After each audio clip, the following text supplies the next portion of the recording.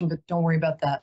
That's to get you into a very relaxed state, which makes it easier for me to jump in and rummage around in the sock drawer of your psyche. Okay, darling, I'll be right back. I'm just going to do the psychic weather for the week. This is the tarot weather for the week. And I'm going to be drawing 3 cards. Excuse me, one second. This is water. Joke. And for all of you watching me for a long time and know that I usually keep my tarot cards in a big battered cardboard box, I just got something new. Woohoo! Kate Spade tote bag. Okay, so I'm going to draw 3 cards. This will be the beginning, starting today for the week coming up. Going to be the beginning, middle, and end of the week. So what's the first card? Oh, and the first card is the 2 of Wands. This can often mean that you're sort of in the beginning of something. This might be at that stage where you're dating somebody and you're sort of dreaming of each other, but you haven't made any kind of commitment yet. So boys, get on that, or girls, or other. If you're a gender fluid or whatever gender you identify as, we're very LGBTQ friendly at this show, in this show, on this show, whatever. So the beginning of the week is going to see you might have started a project or a relationship, which is in that stage of like, where's this going? And what I suggest is just go where your intuition takes you. Go in the direction of pleasure, whatever lights you up, whatever, even if it sounds crazy as you're thinking of it, just go ahead and do, not too crazy. Don't wear a giant chicken suit and dance around doing the polka, unless, but enough about my personal life. But I would really follow your intuition in this week, especially with the new moon in Aquarius on the 24th. Aquarius is about innovation, about thinking outside any box, thinking so far out of the box you can't even see the box. And so it's a really good time. You're working towards something. I strongly believe it's going to work out. I just love doing that. Oh boy. Okay, next one is, this is somebody for me, a lot of readers read this differently, but over the 15 years, 20 years, I started when I was 10. Over the years I've been doing this, what I found out is this card means 2 things. First of all, it's overcoming a fear of success to be successful. It also means strategic planning. So there's something this week where if you think ahead, you're going to succeed. What this guy is doing, if you can see the card, there. If you can see the card, what he's doing is he's snuck into the enemy camp. Apparently there was going to be a big battle the next day, but he snuck into the enemy camp the night before and he's stolen all their swords. So no bloodshed tomorrow, and P.S. got a lot of nice new swords. So it's about if you plan ahead for some sort of maybe stressful or important situation that's coming up for you, think strategically, know you can win, and P.S. a lot of nice new swords. Okay. Third one is, and Stephanie, thank you for waiting. Oh, that's kind of cool. I almost put it back, but I don't put cards back because I have integrity. Of course, if I have integrity, it probably belonged to somebody else to begin with. Joke. This is the Fool card. As we all know, the Fool is the poor sap who everything in the tarot happens to. He's the 0 card. He's the beginning and end of the tarot. And what this actually means, all joking aside, is that you're starting a new journey of some kind. You're taking a step up in frequency. You're taking a step up in your life. And sometime toward the end of this week, which is 6 or 7 days from today, you are going to be starting something that's going to be wonderful. What we strongly, I don't know why I'm talking about myself in the plural, what I strongly advise, maybe because I'm royalty. I actually am related to Marie Antoinette. I'm her 6th cousin, 12 times removed. It's true. But who cares? And look what happened to her. So what this card says is that you're going to be beginning something. You might be embarking in a new relationship, taking a new job, but have some faith. This card is usually depicted as somebody stepping off a cliff while his little dog is jumping up and down beside him, which can either mean the dog is saying, don't do that, but don't listen to your doubts, just do that. What it actually means, the dog is his intuition, and as he's stepping off the cliff, like Harrison Ford, no, is it Harrison Ford? Yeah, in Temple of Doom, as he's stepping onto what's that part where he's stepping, it's like he's stepping into an abyss, but Kate Capshaw is saying, just take the step and the bridge will come. So if you take the step, the bridge will come. By which I mean, have some faith, take a leap of faith, trust yourself, because you are the only one of you that has ever happened in the entire universe ever. And how cool is that? So you're obviously the best one of those. Woo! Thank you. That's our week. So it starts off with, you're thinking about, you're into a project or a relationship. It hasn't gotten to the culmination stage. That's fine. Just enjoy the ride. Totally. The second part is plan strategically for success. A lot of nice new swords. And the third one is, I have just forgotten that. Oh, the Fool. Speaking of fools, the Fool card is you're starting a whole new journey. Enjoy it and take that leap of faith. Stephanie, I hope you're still there and that you've been doing that beautiful magic breathing I just taught you. Hi, baby. How are you? Stephanie, I know you're there. I can hear you breathing. Yeah, I'm here. All right, my love. Hi, sweetie. How are you? I'm good. Good. Can you hear me? Yes. Awesome. Okay. So first, I like to connect with people by having them tell me what their birthday is. Do you mind doing that? The year too, or just the month? Not if you don't want to, honey. Don't ask, don't tell. Just the day date is fine. I won't tell me mine. August You won't tell me 2nd yours. of 84. So. August what? 2nd. Oh, 2nd. Oh, you little Leo. Oh, my favorites. You know what? I was talking with a friend yesterday about, she's an astrologer, Madeline Aslange, very good. But we were talking about how everybody wants to be a Leo because you guys are the coolest.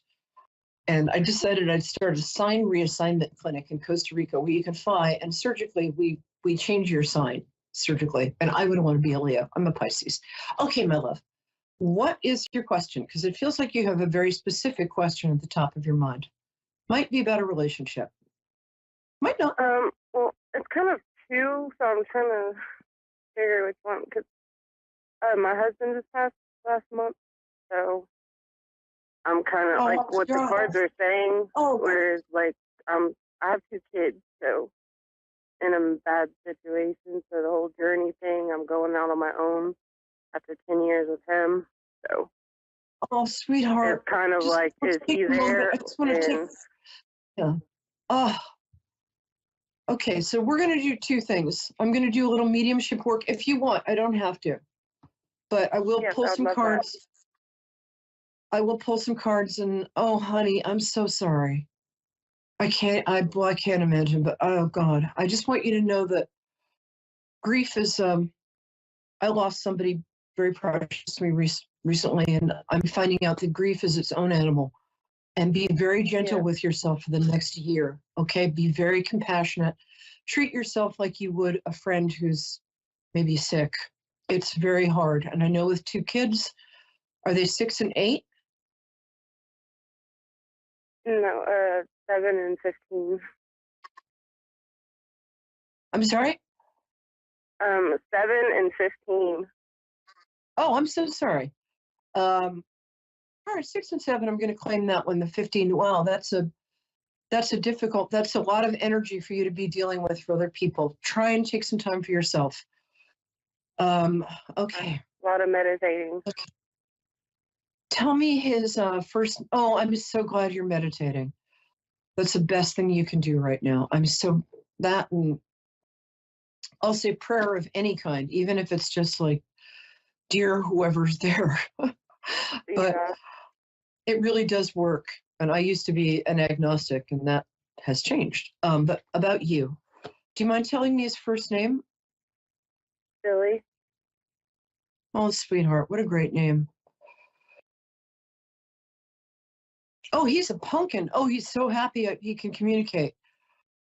First of all, I realize, okay, just so you know, what people say, he hasn't quite processed this either. Do you mind if I ask, was it sudden? Yes. Yeah, that's what I'm getting. He's so sorry. I know it wasn't his fault, but he just feels really guilty because he's so with you. He's also with his mom, who is devastated. Do you know it? I mean, are you and his mom in touch? We don't have the best relationship, but I know that it's been really hard on her. Oh, it's been really hard for her. If you can, I know you don't, but she's a very young soul and you're a very old soul. And I think you guys, I'm not going to tell you what to do, but I think you guys could comfort each other a lot. But you're very different personalities. Woo! Okay, let me get back to him because he's so happy to be here. I'm sorry. I'm normally very good at getting kids, but I'm a little emotional right now. Feels like is it the boy who's 15? No. Okay, I didn't think so. Sorry about that. Okay. The girl is 15? Mhm. Yeah, pretty much what's left over. I'm sorry, I can't get right now if it's a boy or a girl. I'm usually good at this, but everybody has their nights. The other one, they're both really affected, but one of them isn't talking about it. So you might want to go into there's free grief counseling available in your neck of the woods. Just so you know, you can find it if you Google it. Might not be a bad idea. Although my grief counselor kind of sucked, so you never know. But I think you can find. I'm sorry. All she said was like, "Embrace the suck." I'm like, really, really? That's what you're telling me? I'm like, that's all I do, honey. Can we move on? But sorry, Beck. First, I love him. He's very all-American looking. Is he very fresh-faced? You know what I'm saying? I just love him. No, he's not. He has a lot of energy.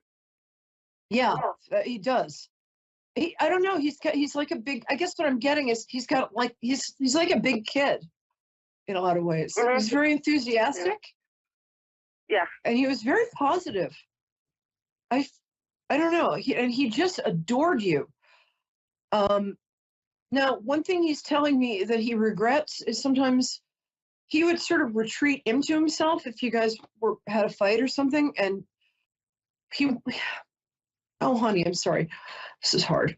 He wants to tell you that he was always on your side, and he's really sorry. He was so scared of losing you that sometimes he behaved like a little cooler than he felt. Is this making sense to you? Yeah. Okay. He didn't think that he was enough. Yeah, that's what I'm saying. And he would sometimes try and play games out of insecurity, but man, you were the love of his life. End of. He was also, sometimes he could get kind of irrationally jealous of people you dated before. Is that correct? Mhm. Yeah. He's really sorry about that because also he says that, sorry, give me a second.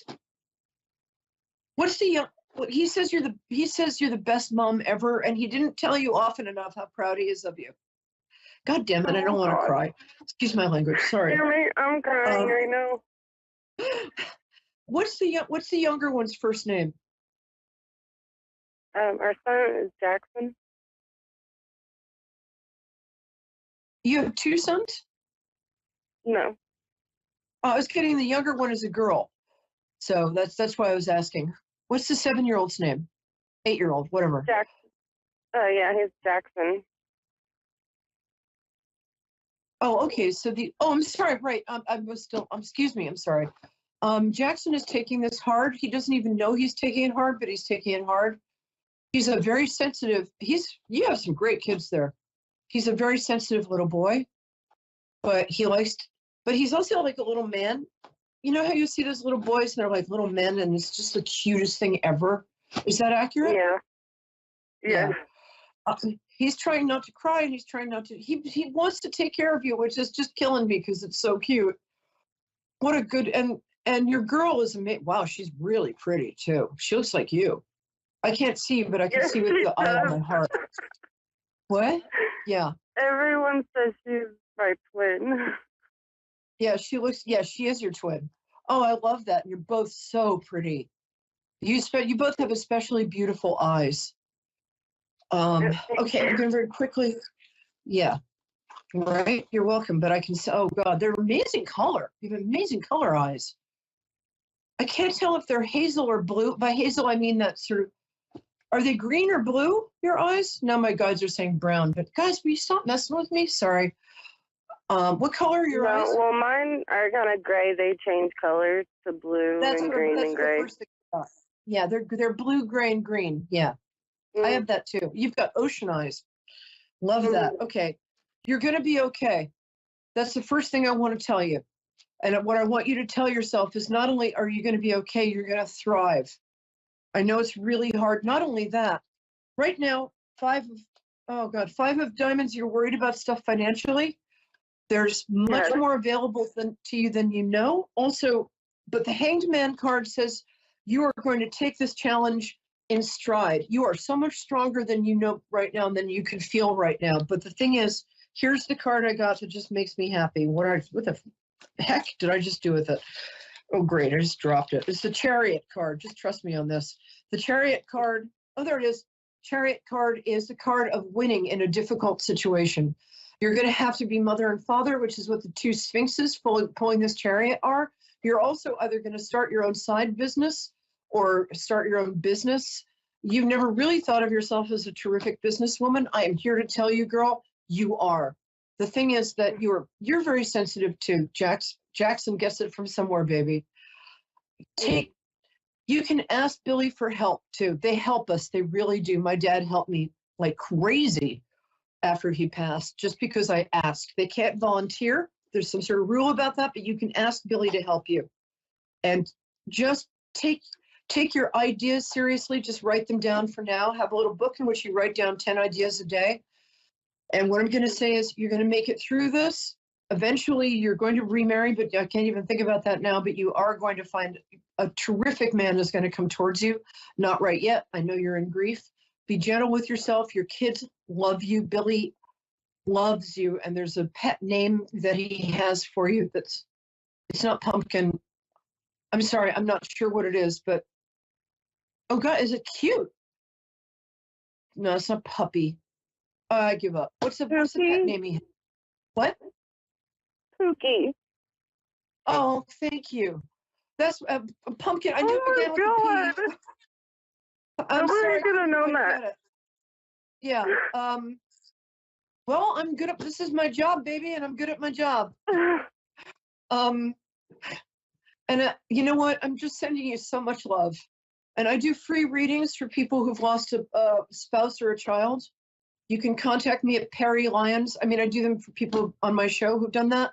So contact me at Perry Lyons. That's P as in pneumonia, E-R-I, like periwinkle, Lyons, Lyons. I'm on Facebook. Just go to Perry Lyons or perrylyons@gmail. Contact me. I'm going to give you a free reading. Okay, we got 5 minutes. I'm going to go to my next guest, but I'm sending you love and support, and you're going to be okay. Just know that. Please know that. God's got you back, baby. Just a huge hug. And you're so great. Thank you. Thank you. Oh, I get the most amazing people calling in this show. Is the nice person who was on the line before still there, baby? You still there, Pumpkin? Yes. Oh, great. Hi, Katie. Thank you for being here. Hi. All right, we're going to talk really fast because I'm a New Yorker and we don't have that much time. And you're a very deep girl, aren't you? When's your birthday? What was that? When is your birthday, my angel? That's how I connect to people. Just tell me the day and date you were born. Like April 16th. Oh, April 16th? Oh, wow. That's my best friend's birthday and my, one of my best friends and my ex-fiance's birthday. But I still love you. And that's the day that your article about me came out. So this is my favorite day in the world. We love Aries in the show. Oh, so tell me your question. You've been a little depressed lately. Let me cheer you up because you got some good stuff coming. Talk to me, baby. What's your question? I don't know. There's a lot that's been going on. And yes, there is. I just don't really know which way to go. Okay, take it. First of all, did you hear the deep breathing thing that I taught the other woman before, where you breathe really deeply and then you let the breath out like this, like you're blowing out a birthday candle? When you start to feel overwhelmed, which is your main problem right now, I'm going to get to the fortune telling part in 1 second. I want you to do that breath 3 times, every time you feel overwhelmed. And remember How do you eat an elephant? One bite at a time. And you're right. You've got stuff going on financially, relationship-wise, family-wise. It's a lot, but you're going to get through it because, darling, you've never met a challenge you couldn't overcome. If you look at the evidence from your past, you'll see that everything you thought was going to kill you just made you stronger. So I'm going to tell you that right now. And let me pull some cards for you. What I'm getting for you here is, oh, honey, these are great cards. But yeah, right now it's a little tough. You're a little lonely. You feel like nobody's supporting you. Is that correct? Yeah. Yeah. And that's really hard. And it feels like some form of payment or something that you were getting has suddenly stopped or maybe is in danger. Is that correct? Yeah. Okay. Sorry about that. Here's what's going to come up for you. Are you invited? If you're invited to a bridal shower, baby shower, or a wedding in the next 3 months, go. Something's going to happen there that's really going to change your life.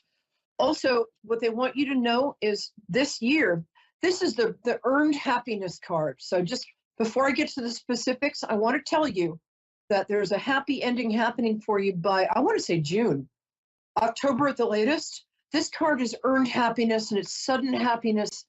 You're a really good person. You take care of everybody else. It's time to start taking care of you. I think I would look for a different job if I were you. Don't quit the one you have, but you'd be really good. You might even want to learn a trade if you want to go to something like beauty school. I don't know what you're doing right now, but you're really good with people. How many kids do you have? I have 4 kids, and then I lost 2. I got 3. Sorry. Oh my yeah, God. 3 live with me, sorry. but my oldest lives with her dad. Oh my God. Well, she really is with her dad, and they're both waving. I only have 2 minutes, but I want you to know that they're both with you. You gave her a beautiful name too. Oh, so beautiful. Oh, honey, you've already been through. You're going to be okay though. You've gotten through that, and you know they're with you. I've got 60 seconds. What I'm going to tell you right now is you're going to meet somebody else. I don't know if you're in a relationship, but if you are, it's not the right one for you. Somebody's not telling you the truth. This card, although it's upside down, actually means that you can act on your dreams right now. If you have a dream of doing something, there's a lot of angelic support around for you to do that. Right side up, it means like you're dreaming and you're just going to dream. Upside down, it means take action. Just take one action, my angel. One action in any direction, because you're so paralyzed right now, and who could blame you? You're such a good person. And you're really deep, and you're really talented. And also, I'm going to tell you, you've got a beautiful face. You're so hard on yourself. Darling, forgive yourself for everything that's happened to you. Forgive yourself. It wasn't your fault. Forgive yourself and move on, because you have really great stuff waiting for you. And I'm not just saying that. Ask anybody. I don't just say stuff. Okay, what I'd like you to do is think about learning a trade that you can use. There are scholarships available for things like beauty school. You could make a lot of money doing that. You're a very talented woman. I'm very grateful you called. Contact me, because I didn't have enough time for you, at Perry Lyons on Facebook. Just send me an email. I'll get back to you probably within a week. I'll give you 15 minutes, okay? You're going to be okay. I promise. My heart to yours. And you're in my prayers, and you're in my Buddhist chanting. Both. A1R Psychic Radio is pleased to announce that John Capello has joined us. John Capello and the Psychic Side, live from johncapello.com. Hi, I am psychic medium John Capello, and I want to ask you to join me every Tuesday, 4 p.m. Central Time, for my show, The Psychic Side. It is an informative show about developing your personal psychic abilities. I hope you will tune in here on the Ask One Radio, Psychic Radio Network, and Moonstruck TV. Amazingly accurate, clear answers to any question. You'll love Suzanne Marie readings. Clairvoyant reader and spiritual light trance medium. Tarot is used for spirit confirmation. She's been a spiritual reader for 30 years and would love to be able to bring accurate, clear visionary readings for those who seek answers. Available online and phone. Call 320-455-2303 or email readingsbysuzanne@gmail.com. Suzanne Marie. Check her event page for specials.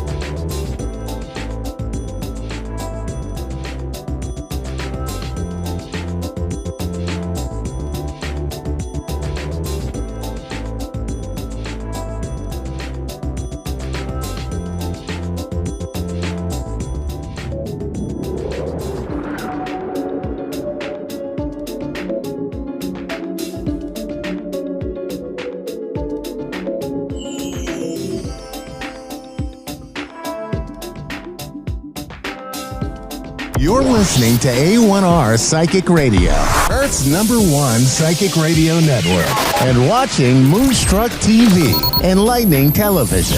Welcome. Time for the mini medium with Stephanie Cowan. Live from tarotwithsteph.net. Connect direct. In North America, dial 888-454-2751.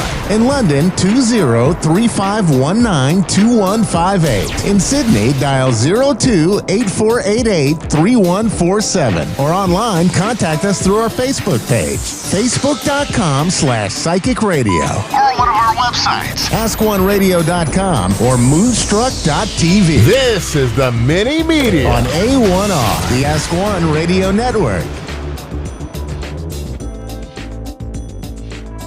All right, wonderful. Hello, my friends. Happy Thursday. Oh, just kidding. Happy Wednesday.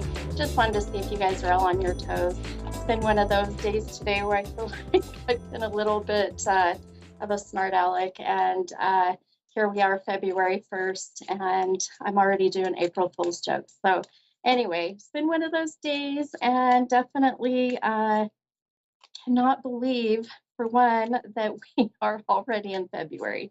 Who seriously is with me? It's insane. But what I am excited about is the fact that we are just about into, oh my gosh, we already have things falling down. Oh, please. Wow. Well, if that isn't anything about energy messing with my stuff already, then I don't know what is. All right, for anyone that's listening, I just had my stuff just completely fall. The joy of going live, too.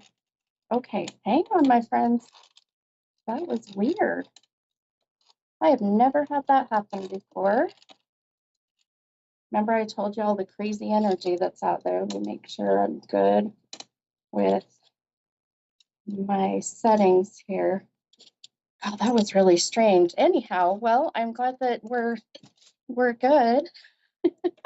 That just goes to show you how crazy energy in the room can be and how crazy that it's been for me today.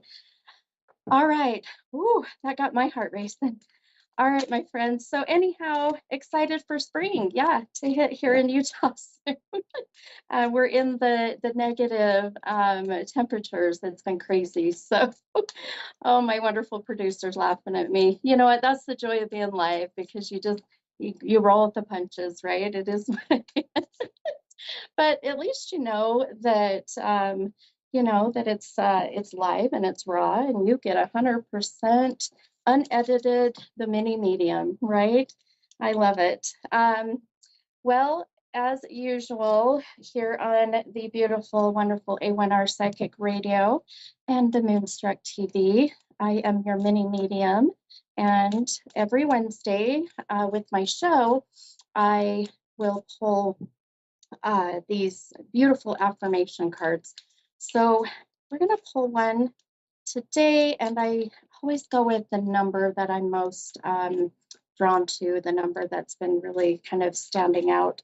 And today, I've been really, I cannot, 17 has been a strong number for me today. So we're going to go with 17 and see what our affirmation says for today.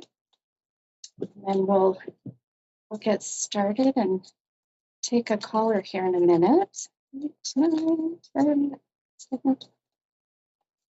Let's see, let me make sure. I'm so particular about making sure that these cards are the right ones.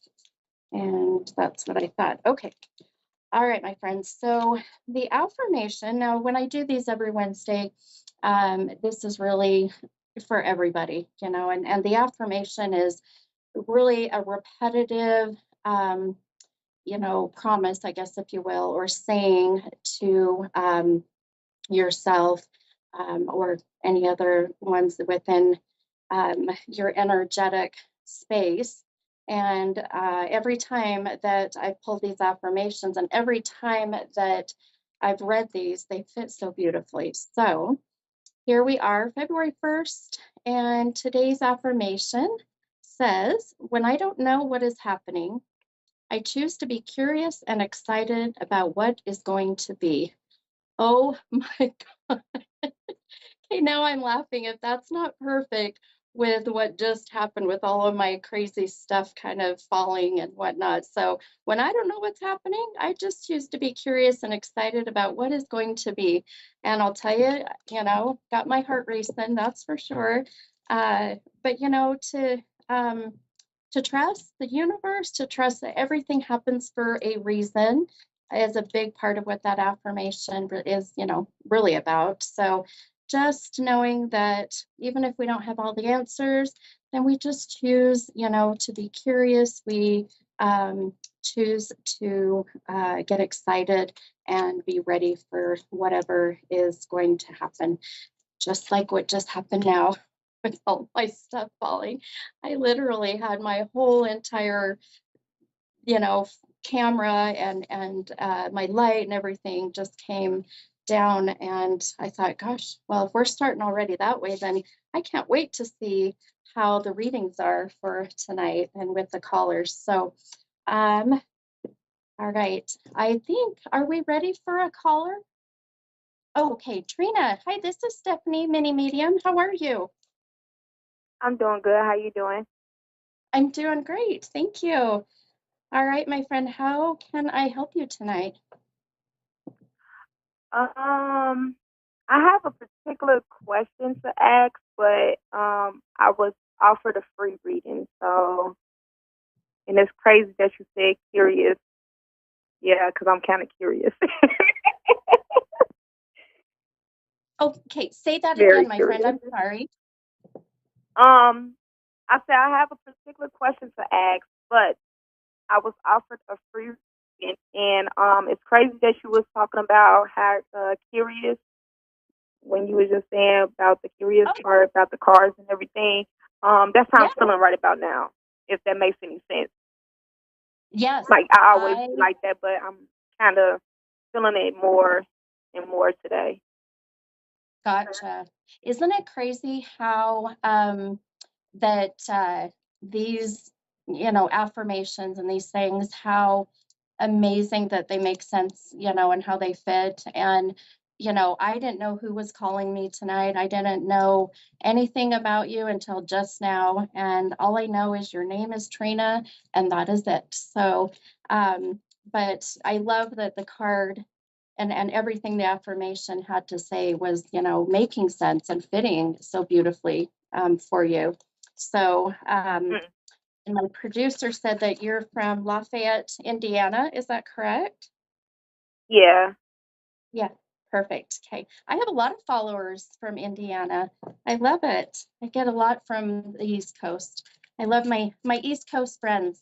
I love them. Um, well, with being that you're on my mini medium show with the A1R Psychic Radio, your reading tonight is free. And so, whatever question you have, I'm happy to try to help you. Okay. Just let me know whenever you're ready. I'm ready, hon. Yep, I'm ready. Okay, so November 30th of last year, I was diagnosed with kidney failure, and I've been having complications with the PD capner in my stomach, and that's the to get to start dialysis and everything. I have not started dialysis yet, but something's just telling me keep trying with the PD capner in my stomach because I feel that's the best way for me to go about go about it, enter it in my lifestyle, if that makes any sense. Gotcha.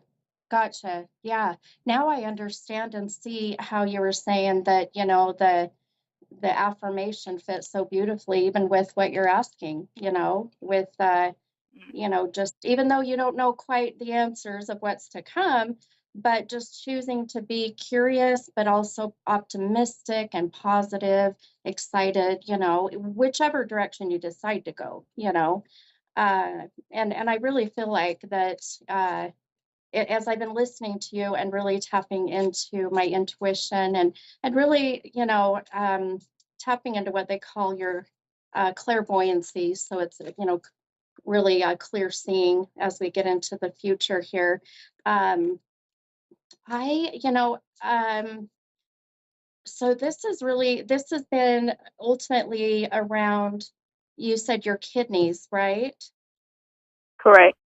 Yeah. So Okay. I didn't know anything. Okay, so little background with that. I literally just found out. Like I didn't like have people. I don't know. Most people they know something about their kidneys. I go to the doctor. I get checked. I just so happen to go to my primary doctor, took the lab, and boom, they tell me to go to the ER, and I was in the ER. The hospital for almost a month, and then I literally just had surgery again last week, the week before last week. I'm sorry, and Mm, it's other ways you could go on dialysis, but I'm not too. I don't want to go that way. I already got a tube in my stomach to where I feel like that will work for me because I'm still young. I just turned 30, so mm, that's yeah. that's what I want to do, the PD thing, but it's not working for me. Like I don't know. Got I see. Okay. I got you, my friend. Okay. So when I just kind of really quickly, just kind of give you my background so that you can understand when I tell you what I'm about to tell you with your reading. I've been doing readings and really connected with my gifts for about 27 years. And one of the things that I always express to my clients, first and foremost, especially when it has to do with health, is, I'm not a doctor. Obviously, I'm not a physician. I can't advise you either way. I can intuitively, tell you which direction that I'm drawn to and where I feel that I'm seeing the most success. And then, of course, we here in our beautiful life here on earth as human beings, we have free will. So we have free will choice, right? Your free will Right. choice will guide you and will ultimately be the right choice, because we are so intuitive, especially and not to, to stereotype or to discriminate in any way, but women are very intuitive. Women are known to have strong intuitions, and Right. so I really feel, let me ask you really quick, my friend. So one of the numbers I was getting earlier was the number 17. Now you mentioned that you had your last procedure. You said not last week, but the week before that. Do you recall the date by chance? 116. It was what date? Oh, the 15th? The 16th. Okay. Oh, okay. Okay. Okay, perfect. So the numbers always for me will give me even more signs and validations. And I keep getting this sense of I really feel here in the next about 2.5, right about I'd say the middle of this month, I would just really, keep your mind open and really keep your, you have such a beautiful positive energy that comes from you, which I'm going to tell you the law of attraction. So everything we put out in the universe comes back to us twice as much, right? So Right. when we, when we think positive and we think optimistic, then the universe is so, favorable and sends that our way. I really am seeing here in the next couple weeks that there is another option of which way for you to go that that I feel is not going to be so tiring, not so frustrating. I can just feel the energy coming from you as just frustration, just at that point of Very. just yeah, yeah. Um, so I want you to be very mindful and manifest it out there, my friend. Put it out there that here in the next, couple of weeks, around that 17th date of February, uh, new opportunities, new paths. I also feel like that either you're switching specialists or they're referring you to another one. Does that make sense?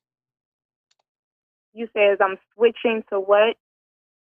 That you may be switching to a new specialist, so a new doctor, that specializes in, with the kidneys and whatnot, or that they want to send you to another specialist that you've never seen. I actually Has just that? came from a different hospital to get a second opinion to see if I could just try to keep the cap note in my stomach Yes, working, and that was a different doctor surgeon, gotcha. as I was saying. Okay, and that just happened, right? That literally just happened last matter of fact Monday. Perfect. Perfect. That's exactly what I was saying. And I feel good about this new direction. And I agree with you with still going with what, or who you're feeling comfortable with and really, trusting that beautiful gut feeling, that beautiful intuition. I really feel it's like that sense of let's find a second opinion, let's see a different doctor, let's see what other maybe, a holistic healing path or, just something that I feel gives you that fresh new start. Even if you're still going to stay with the same treatment or what you're doing now, I just have a feeling that this new doctor is going to be the better way to go. So I would listen to that if that's the way you've really been drawn to, for sure. Okay. Okay. Well, boy, I'm going to be thinking about you, my friend, and I will send you lots of good love and light and healing energy your way. And please, if you feel comfortable, stay in touch and, let me know how things are going. I'd love to find out and see how this all manifests for you. Okay. What about my love relationship? Because this is new to me, so it's like, how can I just bring this out to somebody like, hey, I like you a lot, but I got kidney failure. That's kind of, I'm still foreign to this because, it ain't like something I've been through. I had. It's just literally something that just told to me. And I'm still going through why I'm still going through. You know what I'm saying? If that makes any sense. Like, it's foreign to me. Like, Yeah. I don't know. It just pushes, I don't know. I just feel like it's going to hold me back to find somebody because I don't think people will want to deal with what I'm dealing with. Right. Well, and I feel like we are our worst critic, per se. We're always thinking kind of the worst at times, and that's just the humanness within us. But I'm going to tell you, I'm very transparent. I'm very honest with my readings. I tell you as I see it, hear it, feel it, good, bad, and different. And I just feel here with this year, I really feel, Trina, it's all about just putting all of that energy and love back to yourself, not worrying about, another relationship, but just focusing on you. Okay. This year Okay. feels to be your year and just you taking care of you. Okay. Okay. All right, my friend. Well, I've got another caller waiting too, but I'm sending you lots of good love and light and that healing energy your way. Okay. All right. Thank you. Hey, you're welcome. God bless, hon. All right. Thanks. All right. Bye-bye. All right. Okay. We've got another caller and we got maybe about 8-ish minutes. So hi, Monica. This is Stephanie, the mini medium. How can I help you? Hi, how are you? Can you hear me? Hi, Monica. Yes, I can hear you now. Okay. How Hi, how are you? I'm good. Thank you so Good. much. Of course. I know we've just got maybe about 6-7 minutes, but I'm happy Okay. to, at a high level, help you out. What can I help you with? All right. So lately I've been feeling a little bit lost, and I'm just like wondering in what direction should I go, because so it's about my son and him, like, well, me getting custody and just location, where should I move to, or like just in that way. Yeah. Does that make sense? Yes, absolutely, my friend. And I'm going to tell you, you are amongst the many that are feeling this way. You are not alone, my friend. Okay. It has been unbelievable, as with my readings that I do privately. And I don't know, and it really isn't discriminated to just women or just men right now. It's both. And really a lot of people, because of going through the pandemic, and we had so many years of just like we couldn't do much, right? We couldn't go anywhere really. We're a bit isolated, and now we're slowly coming out of those shells, per se.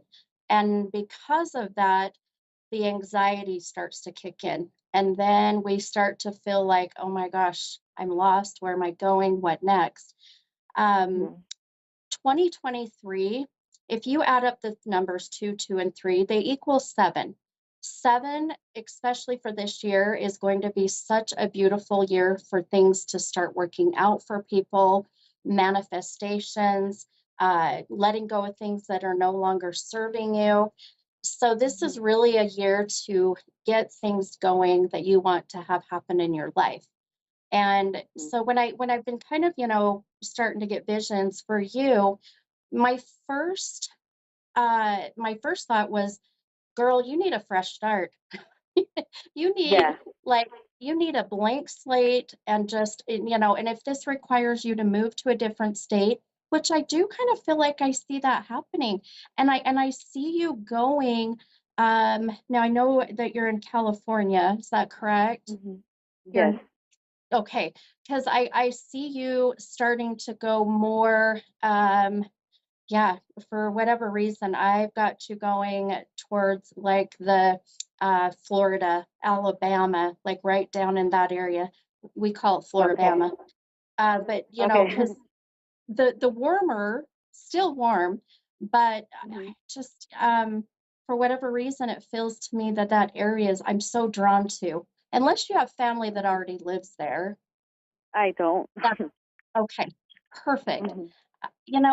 The newness, the fresh start, I feel is really your first step, I would say. Now that's a big step. So, Yeah. the baby steps in the meantime, really, I feel are just for one, my friend, taking time for yourself. I feel like your self-care, your self-love, that, that just taking time to, I don't know what it is, get a pedicure, get your hair done, get your nails done, or get a massage, or whatever it is, you've Hmm. got to do this first and foremost. I can feel your energy as we're sitting here, and you, my sweet friend, you are depleted, you are drained. I can feel it. Um, and really, you can't help others if you can't help yourself first, right? Um, Right. I know you'd mentioned your son. Um, does the number 17 connect with your son in any way? No, but I'm always seeing the numbers 1 and 7 everywhere. Um, Okay. I'm just very drawn to that number. My birthday is 7/11. I'm Oh, just very in tune with those two numbers. oh, well, I love it. Okay, I have to tell you, I every Wednesday when I do my show, just before I get started, I meditate and Yeah. I focus and I tap into, my gifts. And the 17 was my number for today. And I knew that it had to connect with somebody for a reason. And now as I sit here, I'm like, yes, this is why, because you, without a doubt, the angel numbers, your spirit guide numbers, are going to be the 1 and the 7. Um, Yeah. it's just like when you see 111, 222, All the time. Yeah. Hmm. yeah, the synchronicities, those are your angel numbers. Your angel numbers, your spirit guides are really letting you know that, you know what, you're good. Things are going to work out. Just, staying positive, optimistic, manifesting the things that you want to have happen is so important. And so Okay. if you get in that rut of, oh, my life sucks, I hate my life, or why doesn't this always happen, or, why can't this happen for me? Try to change that mindset just a little bit every day. And I feel like you have such a beautiful, positive energy. I just feel at the moment, because you've had so much come at you, it's been depleted, and Right. but not gone. That's a good thing. Right. Not gone. Um, but I feel like this is your year as well. And you know, uh the other thing too, with 7 being the number for this year, no coincidence that that's one of the numbers that you're drawn to, you know. Um, so listen to that, listen to your guides, but first and foremost, take care of you. Do Okay. something that fulfills your energy, okay? Okay. Thank you. I do appreciate your time. You're so welcome. You have a great night, Monica, okay? You And too. sending you lots of Thank good you. energy. Okay, you're Thank you welcome. so much. You betcha. Bye-bye. All right, my friends, we got a couple minutes. So here, we'll just say here at the end, thank you so much to everybody at A1R. How amazing that they all are, the Moonstruck TV, and all of the amazing stuff they do behind the scenes. Also, thank you to all the other readers. I have started to build some amazing friendships with our other very gifted individuals with the with A1R. So if you're interested in wanting to schedule a private reading, please get on my Facebook at Stephanie's Tarot Readings, or you can email me at tarotwithsteph, STEFF, at gmail.com, and I would be happy to get those set up for you. I am booked until about the end of March, so I highly suggest that you get on the books. All right, my friends, have a wonderful evening. Happy February. We'll see you next week. Bye.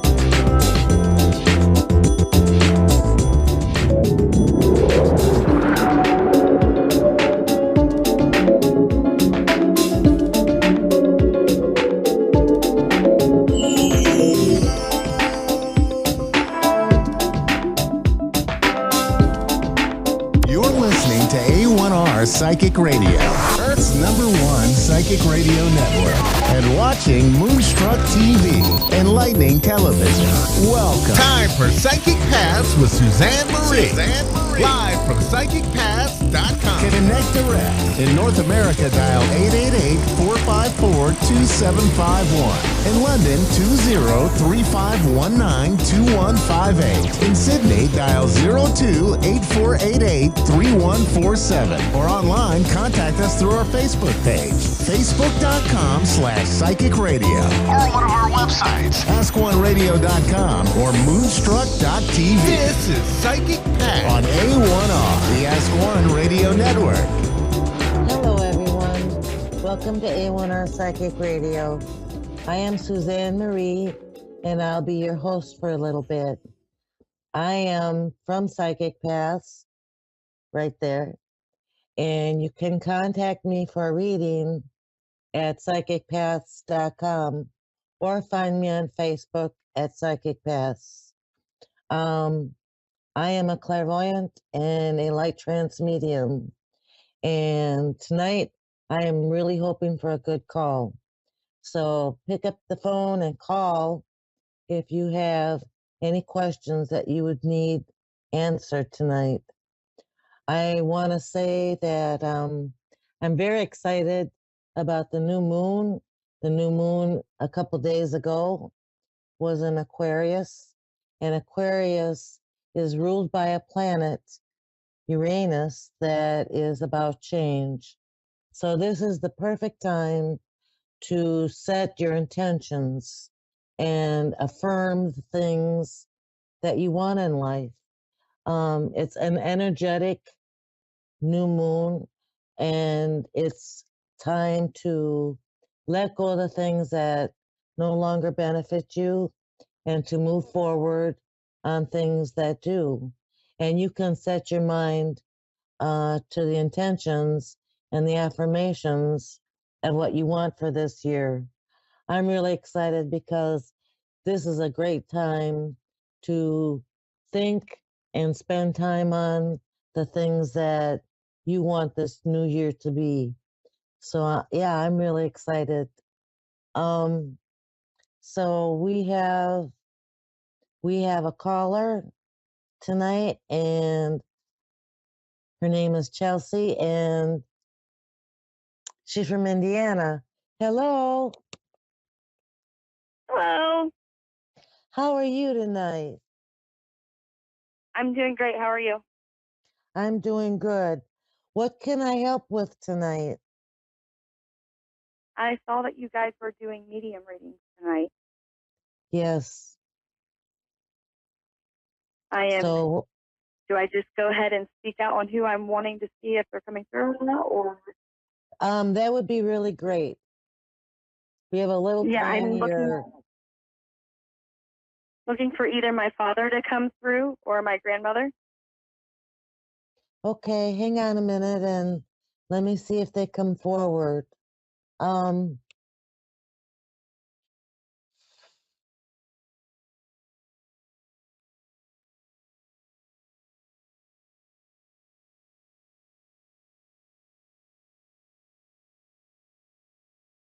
hang on. I feel a heaviness.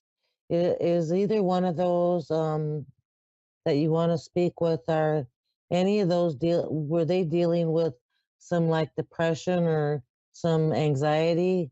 Because I feel a heaviness. My father, yes, possibly that could be him. My grandmother, no. Okay. Um,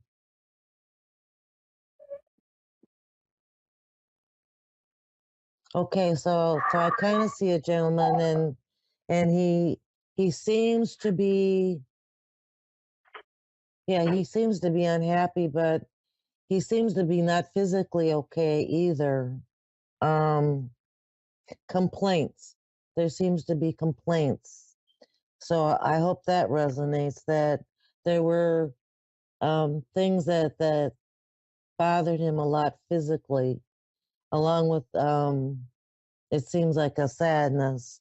And it seems like from this gentleman, I'm getting that he really did try to work it out.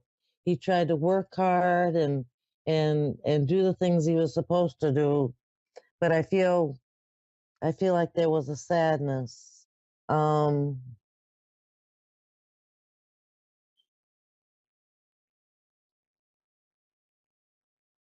I've discovered recently the person he had me grow up calling grandpa was not actually his father. Does anything like that come through?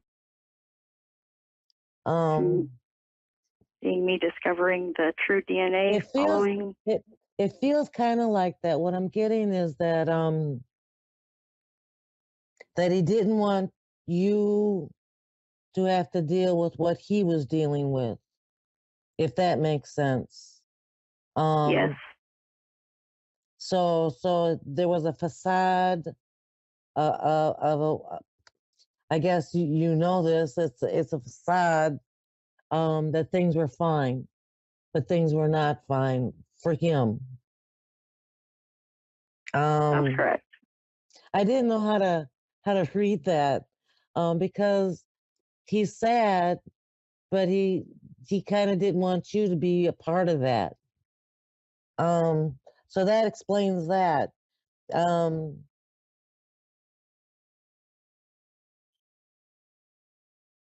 So when you did the way of his passing was with a car accident. Drugs were involved, depression, sadness. That all kind of ties with that. That's what I feel. I feel that overbearing sadness. I feel maybe that's where the physical complaints. He didn't pass suddenly because it doesn't feel like a sudden death. Correct. So when you realized the DNA, did you kind of physically get excited? Because he's showing me that you were physically animated. You didn't just sit there. Yes, You were like, no, I didn't just sit on it. Yeah, I definitely have dug into it. Just discovering family, I guess you could say. I feel like he was relieved when you were relieved to understand the backstory of what was happening. I feel he's relieved as well as you're relieved. Um, now you wanted to speak with your grandmother, right? Yes, which through that whole process, I discovered that she's actually his great aunt. Through this whole DNA discovery, not actually his mother. Do you know the culprit of this? Because As it feels far as like who initiated this whole thing, because I feel like she knew who that was. She knew. Did, yes, she would have known. My father passed away when I was 5. However, my grandmother, who's technically my great aunt, she took me in every Thursday through Sunday. So she kind of took Dad's place. Okay. She definitely knew. It was her relation. So I feel like your father is also grieving not having a real close bond with you and being there for you. And I feel like he was a bit immature. I feel like he had he survived, he would not have given you the good messages, if that makes sense. He knows that now, but he didn't know then. He didn't know the good messages to give someone.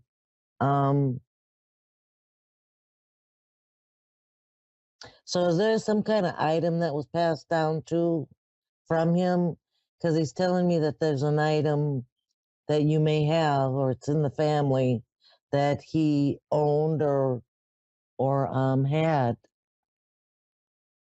So I have a charm that he had with his picture in it, with him and his brother. Okay.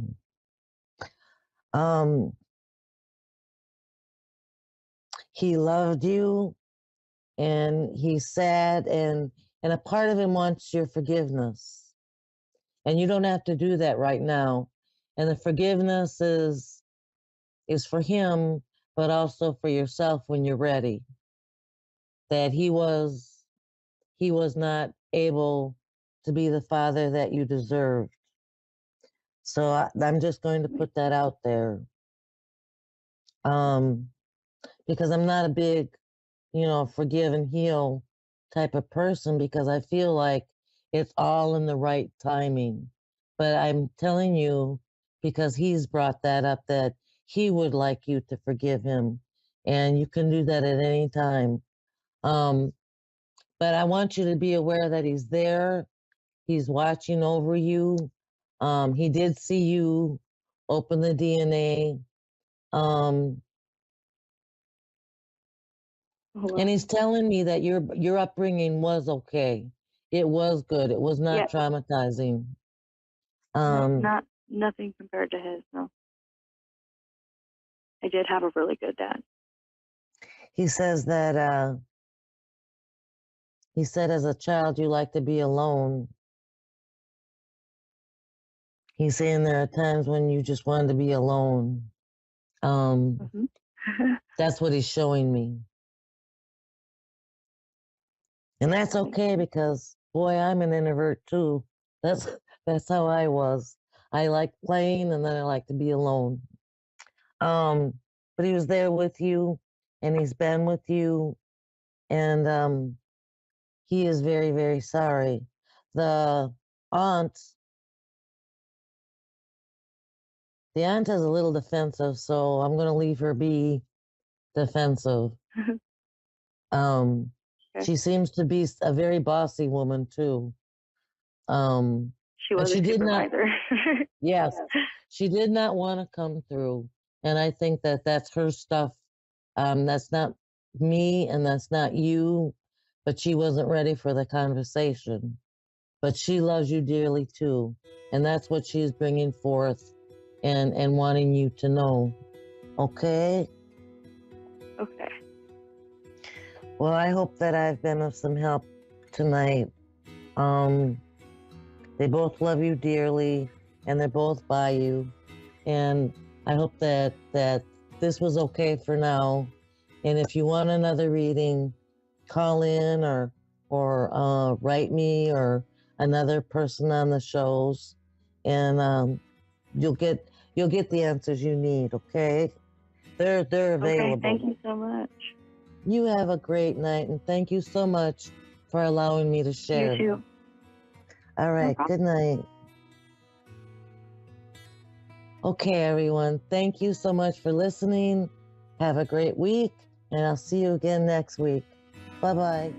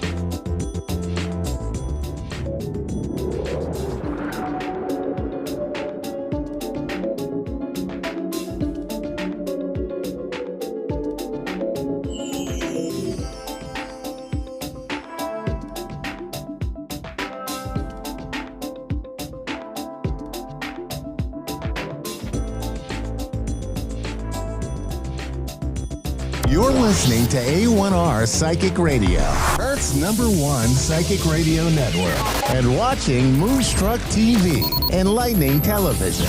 Welcome. Time for the Cowtown Medium with Kathleen Hart. Kathleen Hart. Live from KathleenHart.com. Connect direct. In North America, dial 888-454-2751. In London, 20-3519-2158. In Sydney, dial 02-8488-3147. Or online, contact us through our Facebook page, facebook.com/psychic radio. Or one of our websites, askoneradio.com or moonstruck.tv. This is the Cowtown Medium on A1R, the Ask One Radio Network.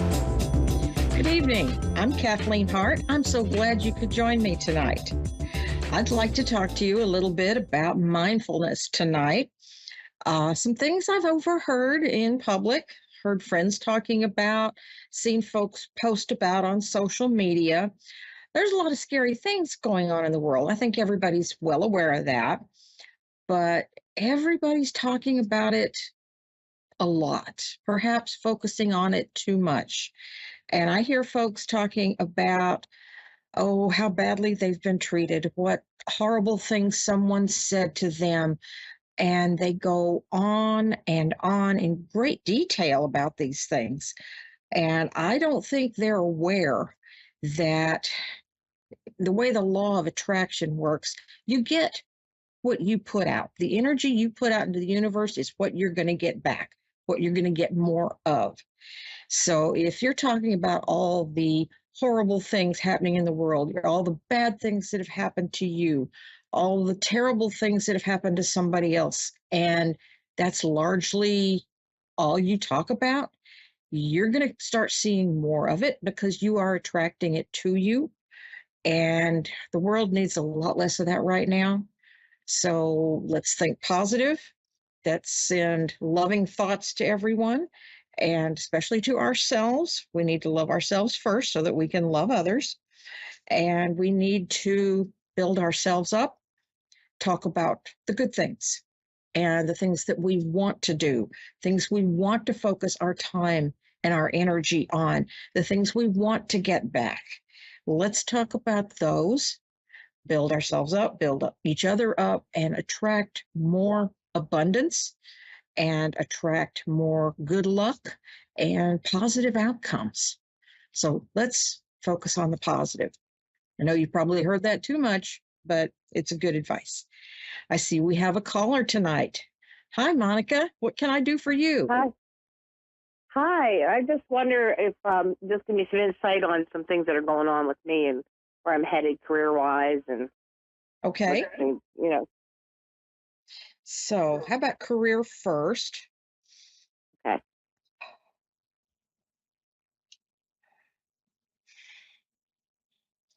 Get excited.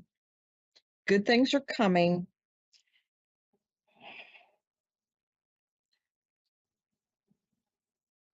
Put out to the universe, shout out to the heavens what it is you're looking for. What brings you the most joy? What do you get most enthusiastic about?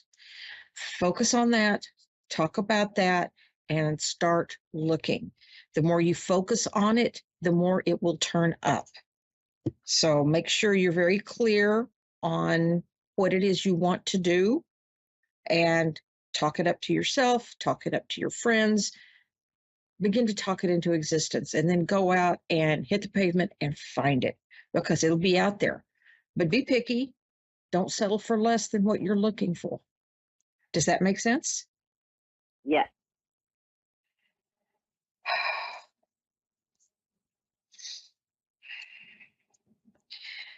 I feel like there may be some challenges ahead for you.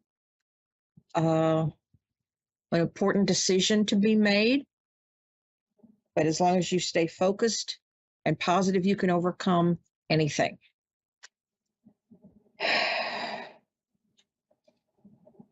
If you expect miracles, you're going to get one, but stay focused. Okay. Choose your path carefully. You may be on it for quite a while. Once you get started, you dig those wheel ruts in a little bit deeper. It's harder to get off that path once you've really well established it. So be choosy. Be choosy.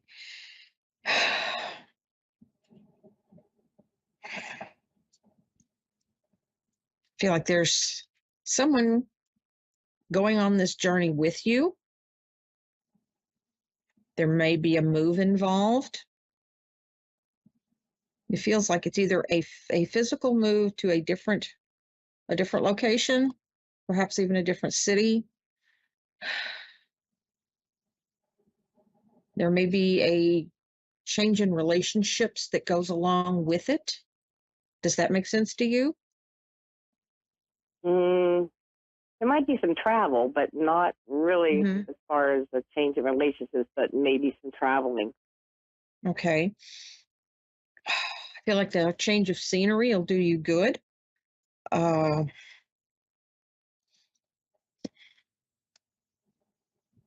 you feel called to do something new and different? I like what I'm doing. I just feel like there's an obstacle right now with my health.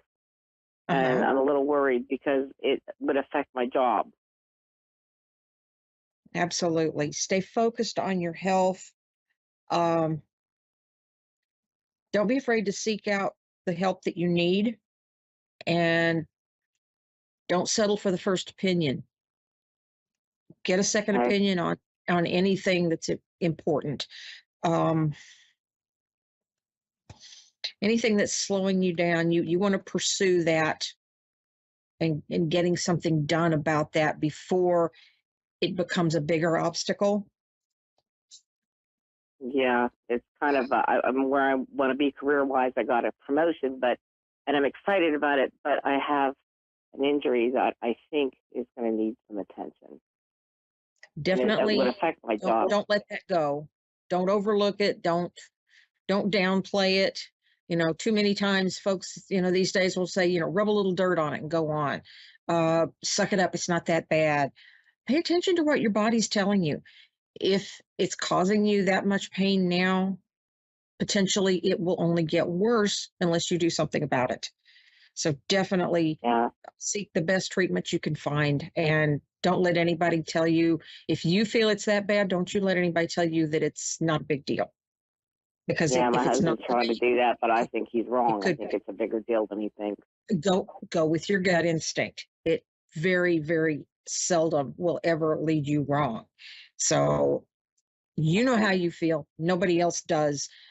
You listen to that and follow that inner guidance. If it hurts, get a doctor to look at it. Go to a specialist.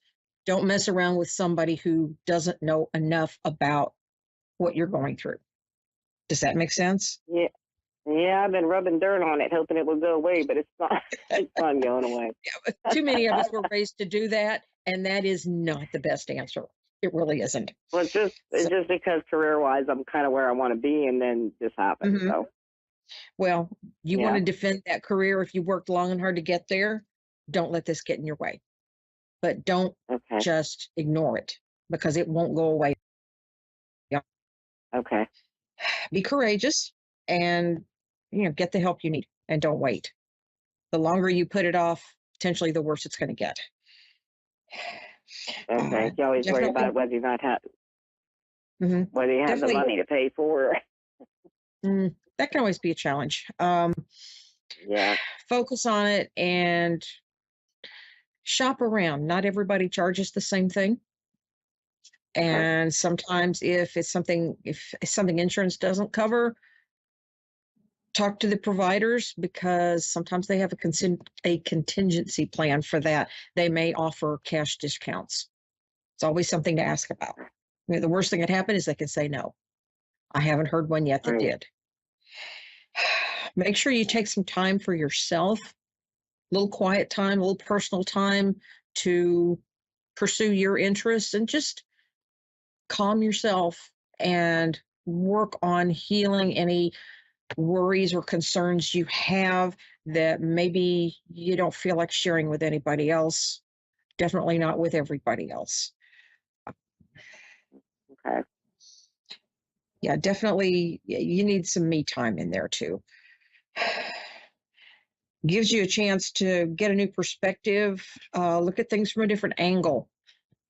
What I'm hearing is look at the big picture. Taking care of everybody else and not really doing anything for myself lately. Don't forget to focus on you. You can't pour from an empty cup. That's something my guides love to remind me, because I'll prioritize everybody ahead of me, and then I have to take a step back and go, wait a minute, need to recharge those batteries, rest up, take care of me, then go back taking care of everybody else. So don't forget to do that. Self-care is very important. Too many women these days overlook that and will just run themselves ragged and neglect their health, and that is not going to get you where you want to go. Yeah, that's what I've been doing. I've been taking care of everybody but me. Yeah, that's a bad habit a lot of us have. And once you practice, you can begin to get out of that. But don't forget, put you first. Self-care then you can take care of everybody else. Just like they tell you on the airplane, if the masks drop, put yours on first and then help the person next to you. Because if you pass out, you're no good to them. Same logic. Right. Was there another area you wanted to focus on? Are my children going to be all right? Everything going okay with them?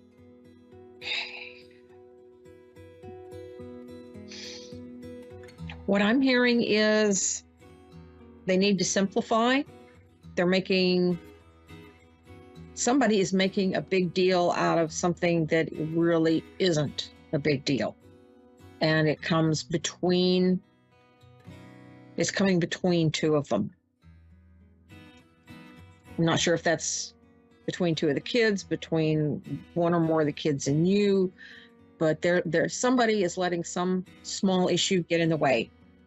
So let's pay a little attention to that and try to air that out and make sure everybody's on the same page, so we're not spinning our wheels and going in the wrong direction.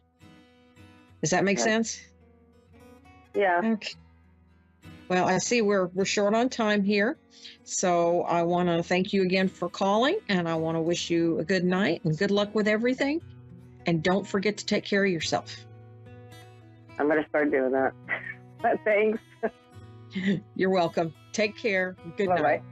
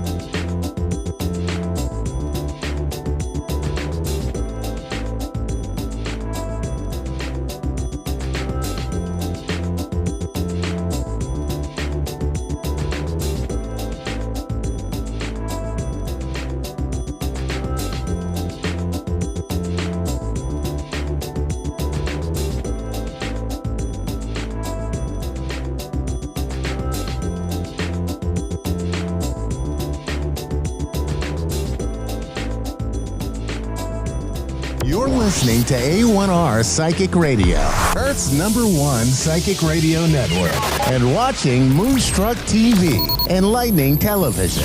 Welcome. Time for New York City Celebrity Psychic with Perry Lyons. Perry Lyons. Live from PerryLyonsBrilliance.wixsite.com/Perry Lyons. Connect direct. In North America, dial 888-454-2751. In London, 20-3519-2158. In Sydney, dial 02-8488-3147. Or online, contact us through our Facebook page, facebook.com/psychic radio. Or one of our websites. AskOneRadio.com or Moonstruck.tv. This is New York City Celebrity Psychic on A1R, the Ask One Radio Network.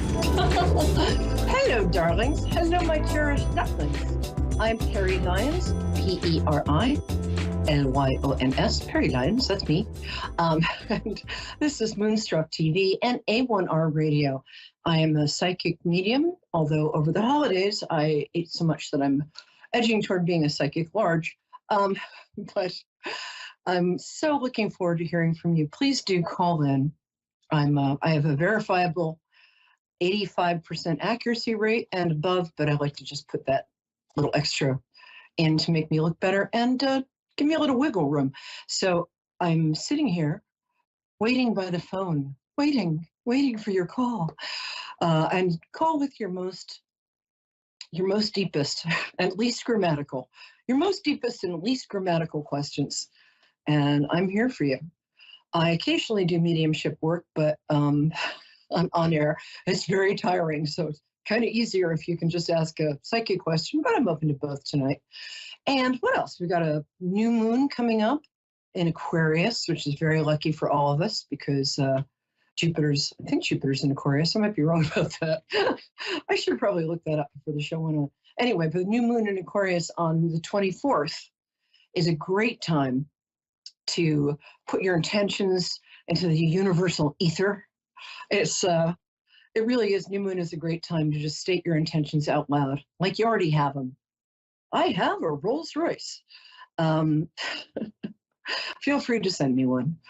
And I've got a fairy in my hair tonight for those of you who are watching at home or watching at a friend's house or just plain watching. See that? I got a little fairy. That's because my first name means fairy. And the first time I looked my name up, it said I meant fallen angel. I was a little taken aback by that. I'm like, Mom, Dad, what did you look at me and say, oh, she's so cute. What does she look like? She looks like a little baby slut. No, fallen angel is not the right definition though. A fairy or graceful being.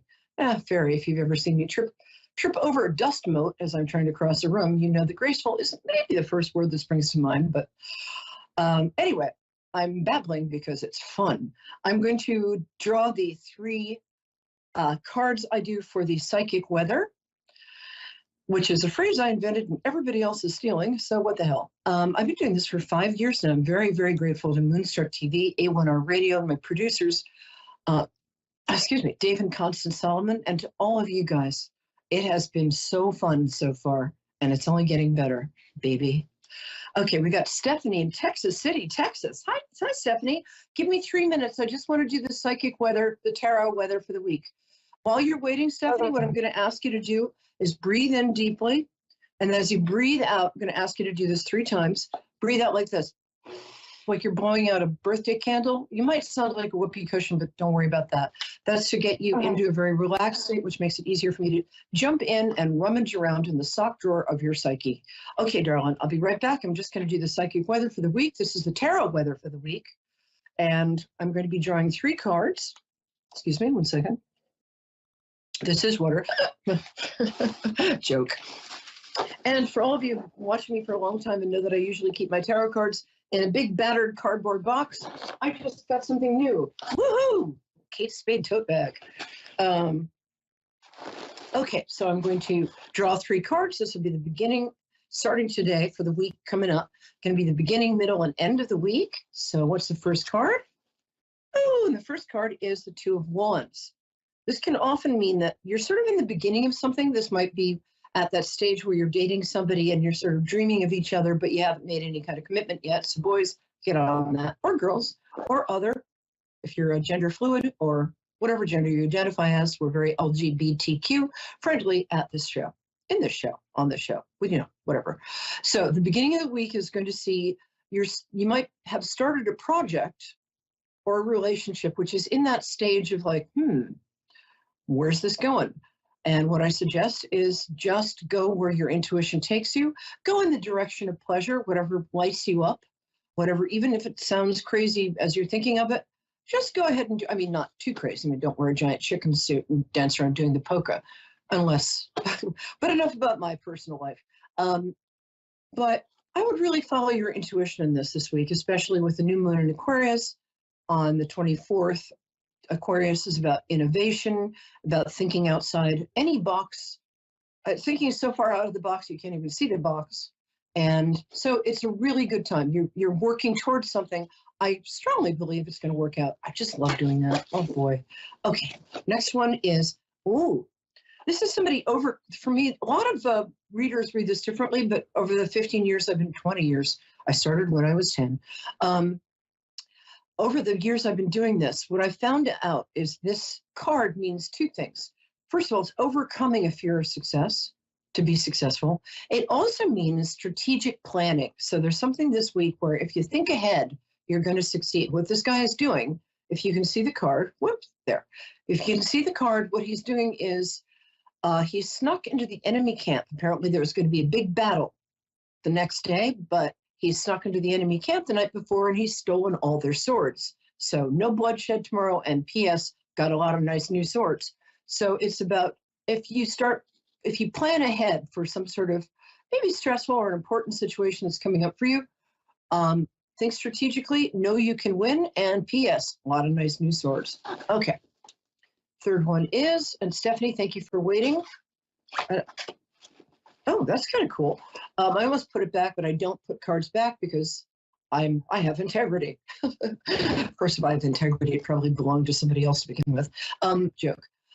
This is the Fool card, as we all know. The Fool is the poor sap who everything in the tarot happens to. He's the zero card. He's the beginning and end of the tarot. And what this actually means, all joking aside, is that you're starting a new journey of some kind.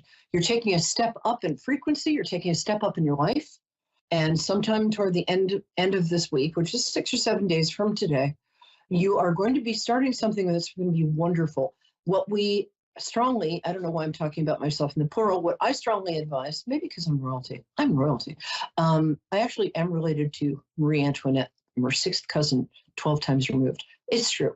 But who cares? And look what happened to her.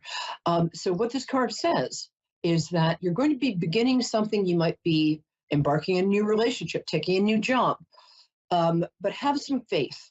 This card is usually depicted as somebody stepping off a cliff while his little dog is jumping up and down beside him, which can either mean the dog is saying, don't do that, but don't listen to your doubts, just do that. What it actually means, the dog is his intuition. And as he's stepping off the cliff, like Harrison Ford, no, is it Harrison Ford? Yeah, in Temple of Doom, as he's stepping onto what's that part where he's stepping, it's like he's stepping into an abyss, but Kate Capshaw is saying, just take the step and the bridge will come. So if you take the step, the bridge will come. By which I mean, have some faith, take a leap of faith, trust yourself, because you are the only one of you that has ever happened in the entire universe ever. And how cool is that? So you're obviously the best one of those. Woo! Thank you. That's our week. So it starts off with, you're thinking about, you're into a project or a relationship. It hasn't gotten to the culmination stage. That's fine. Just enjoy the ride. Totally. The second part is plan strategically for success. A lot of nice new swords. And the third one is, I have just forgotten that. Oh, the Fool. Speaking of fools. The Fool card is you're starting a whole new journey. Enjoy it and take that leap of faith. Stephanie, I hope you're still there and that you've been doing that beautiful magic breathing I just taught you. Hi, baby. How are you? Stephanie, I know you're there. I can hear you breathing. Yeah, I'm here. All right, my love. Hi, sweetie. How are you? I'm good. Good. Can you hear me? Yes. Awesome. Okay, so first, I like to connect with people by having them tell me what their birthday is. Do you mind doing that? The year too, or just the month? Not if you don't want to, honey. Don't ask, don't tell. Just the day and date is fine. I won't tell me mine. August 2nd of 84. So. August what? 2nd. Oh, 2nd. Oh, you little Leo. Oh, my favorites. You know what? I was talking with a friend yesterday about, she's an astrologer, Madeline Aslan. She's very good. But we were talking about how everybody wants to be a Leo because you guys are the coolest. And I decided I'd start a sign reassignment clinic in Costa Rica where you can fly and surgically we change your sign surgically. And I wouldn't want to be a Leo. I'm a Pisces. Okay, my love. What is your question? Because it feels like you have a very specific question at the top of your mind. Might be about a relationship. Might not. Well, it's kind of two, so I'm trying to figure which one, because my husband just passed last month, so I'm kind of like what the cards are saying. Whereas, like, I have two kids, so in a bad situation. So the whole journey thing, I'm going out on my own after 10 years with him. So. Oh, sweetheart. It's kind of like, is he there? I just want to take. Yeah. Oh. Okay, so we're going to do two things. I'm going to do a little mediumship work if you want. I don't have to, but I will pull some cards. I will pull some cards, and oh, honey, I'm so sorry. I can't imagine, but oh God, I just want you to know that grief is. I lost somebody very precious to me recently, and I'm finding out that grief is its own animal. And be very gentle with yourself for the next year. Okay, be very compassionate. Treat yourself like you would a friend who's maybe sick. It's very hard, and I know with two kids, are they 6 and 8? No, 7 and 15. I'm sorry? 7 and 15. Oh, I'm so sorry. All right, 6 and 7, I'm going to claim that one. The 15, wow, that's a lot of energy for you to be dealing with for other people. Try and take some time for yourself. Okay. A lot of meditating. Okay. Tell me his first. Oh, I'm so glad you're meditating. That's the best thing you can do right now. And I'll say prayer of any kind, even if it's just like, dear whoever's there. But it really does work. And I used to be an agnostic, and that has changed. But about you, do you mind telling me his first name? Billy. Oh, sweetheart, what a great name. Oh, he's a pumpkin. Oh, he's so happy he can communicate. First of all, I realize, okay, just so you know, what people say, he hasn't quite processed this either. Do you mind if I ask, was it sudden? Yes. Yeah, that's what I'm getting. He's so sorry. I know it wasn't his fault, but he just feels really guilty because he's so with you. He's also with his mom, who is devastated. Do you know it? I mean, are you and his mom in touch? We don't have the best relationship, but I know that it's been really hard on her. Oh, it's been really hard for her. If you can, I know you don't, but she's a very young soul and you're a very old soul. And I think you guys, I'm not going to tell you what to do, but I think you guys could comfort each other a lot. But you're very different personalities. Woo! Okay, let me get back to him because he's so happy to be here. I'm sorry. I'm normally very good at getting kids, but I'm a little emotional right now. Feels like, is it the boy who's 15? No. Okay, I didn't think so. Sorry about that. Okay. The girl is 15? Mm-hmm. Yeah, pretty much what's left over. I'm sorry, I can't get right now if it's a boy or a girl. I'm usually good at this, but everybody has their nights. The other one, they're both really affected, but one of them isn't talking about it. So you might want to go into, there's free grief counseling available in your neck of the woods. Just so you know, you can find it if you Google it. Might not be a bad idea. Although my grief counselor kind of sucked, so you never know. But I think you can find. I'm sorry. All she said was like, "Embrace the suck." I'm like, really, really? That's what you're telling me? I'm like, that's all I do, honey. Can we move on? But sorry, Beck. First, I love him. He's very all-American looking. Is he very fresh-faced? You know what I'm saying? I just love him. No, he's not. He has a lot of energy. Yeah, he does. I don't know. He's like a big. I guess what I'm getting is he's like a big kid in a lot of ways. Mm-hmm. He's very enthusiastic. Yeah. And he was very positive. I don't know. He just adored you. Now, one thing he's telling me that he regrets is sometimes he would sort of retreat into himself if you guys had a fight or something, and he, oh honey, I'm sorry, this is hard. He wants to tell you that he was always on your side, and he's really sorry. He was so scared of losing you that sometimes he behaved like a little cooler than he felt. Is this making sense to you? Yeah. Okay. He didn't think that he was enough. Yeah, that's what I'm saying. And he would sometimes try and play games out of insecurity, but man, you were the love of his life. End of. He was also, sometimes he could get kind of irrationally jealous of people you dated before. Is that correct? Mm-hmm. Yeah.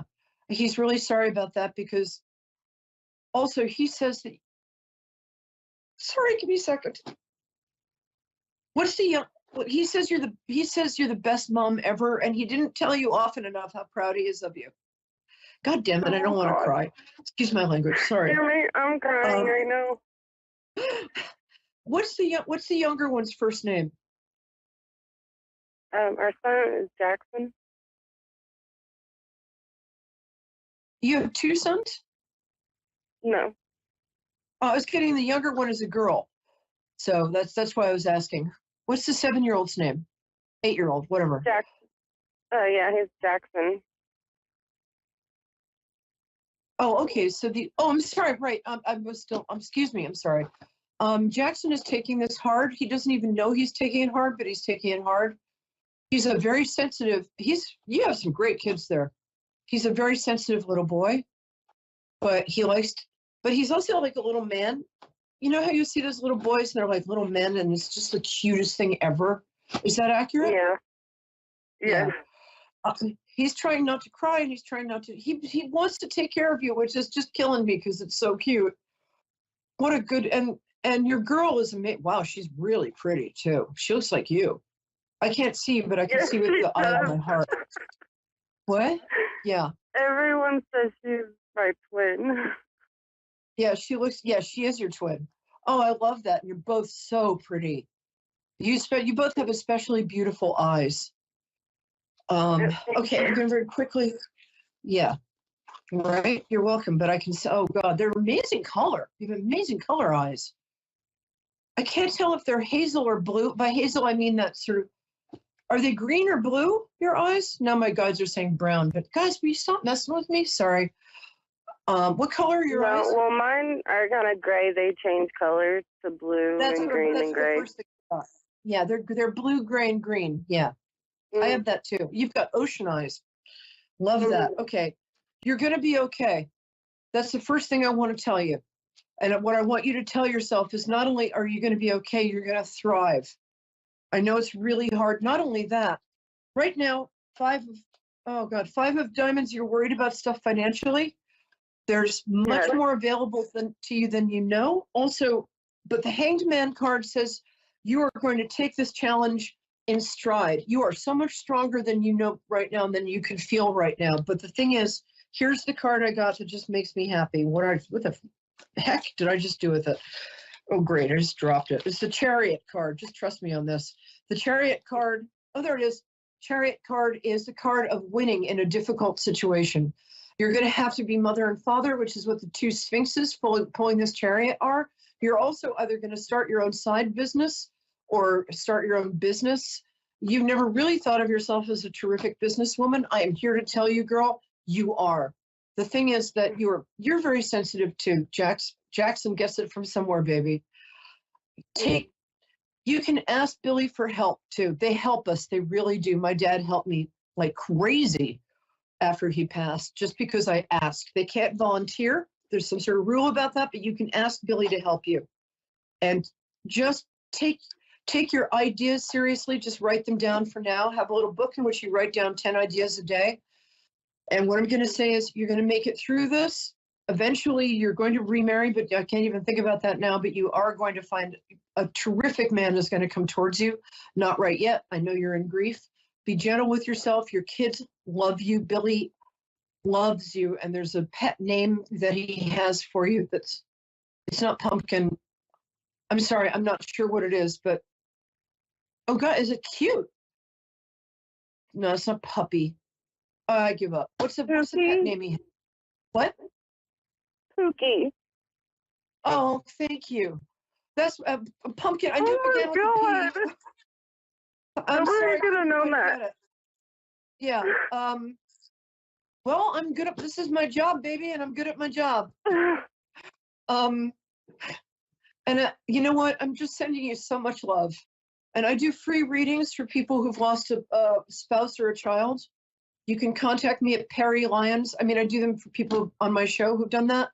So contact me at Perry Lyons. That's P as in pneumonia, E-R-I, like periwinkle, Lyons, Lyons. I'm on Facebook. Just go to Perry Lyons or perrylyons@gmail. Contact me. I'm going to give you a free reading. Okay, we got 5 minutes.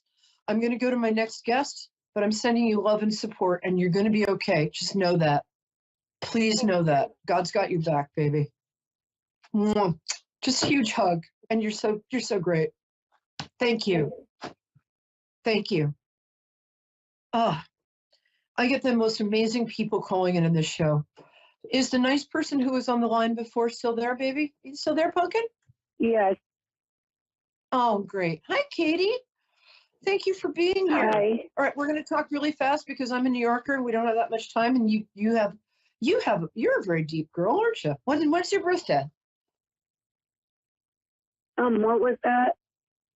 When is your birthday, my angel? That's how I connect to people. Just tell me the day and date you were born. Like April 16th.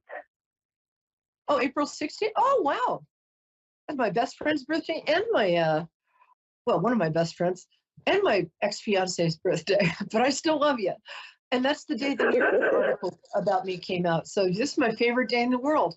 We love Aries in the show. Oh, so tell me your question. You've been a little depressed lately. Let me cheer you up because you got some good stuff coming. Talk to me, baby. What's your question?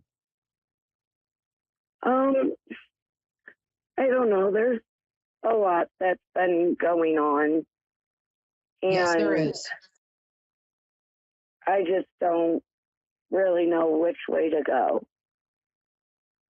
Okay, take it. First of all, did you hear the deep breathing thing that I taught the other woman before, where you breathe really deeply and then you let the breath out like this, like you're blowing out a birthday candle? When you start to feel overwhelmed, which is your main problem right now, I'm going to get to the fortune telling part in 1 second. I want you to do that breath 3 times, every time you feel overwhelmed. And remember, how do you eat an elephant? 1 bite at a time. And you're right, you've got stuff going on financially, relationship-wise, family-wise. It's a lot, but you're going to get through it because, darling, you've never met a challenge you couldn't overcome. If you look at the evidence from your past, you'll see that everything you thought was going to kill you just made you stronger. So I'm going to tell you that right now. And let me pull some cards for you. What I'm getting for you here is, oh, honey, these are great cards. But yeah, right now it's a little tough. You're a little lonely. You feel like nobody's supporting you. Is that correct? Yeah. Yeah. And that's really hard. And it feels like some form of payment or something that you were getting has suddenly stopped or maybe is in danger. Is that correct? Yeah. Okay. Sorry about that. Here's what's going to come up for you. Are you invited? If you're invited to a bridal shower, baby shower, or a wedding in the next 3 months, go. Something's going to happen there that's really going to change your life. Also, what they want you to know is this year, this is the earned happiness card. So just before I get to the specifics, I want to tell you that there's a happy ending happening for you by, I want to say June, October at the latest. This card is earned happiness and it's sudden happiness. You're a really good person. You take care of everybody else. It's time to start taking care of you. I think I would look for a different job if I were you. Don't quit the one you have. But you'd be really good. You might even want to learn a trade if you want to go to something like beauty school. I don't know what you're doing right now, but you're really good with people. How many kids do you have? I have 4 kids, and then I lost 2. I got 3. Sorry. Oh my yeah, God. 3 live with me. So sorry. But my oldest lives with her dad. Oh my God. Well, she really is with her dad, and they're both waving. I only have 2 minutes, but I want you to know that they're both with you. You gave her a beautiful name too. Oh, so beautiful. Oh, honey, you've already been through. You're going to be okay though. And you've gotten through that, and you know they're with you. I've got 60 seconds. What I'm going to tell you right now is you're going to meet somebody else. I don't know if you're in a relationship, but if you are, it's not the right one for you. Somebody's not telling you the truth. This card, although it's upside down, actually means that you can act on your dreams right now. If you have a dream of doing something, there's a lot of angelic support around for you to do that. Right side up, it means like you're dreaming and you're just going to dream. Because I didn't have enough time for you. At Perry Lyons on Facebook, just send me an email. I'll get back to you probably within a week. I'll give you 15 minutes, okay? You're going to be okay. I promise. My heart to yours. And you're in my prayers and you're in my Buddhist chanting. Both.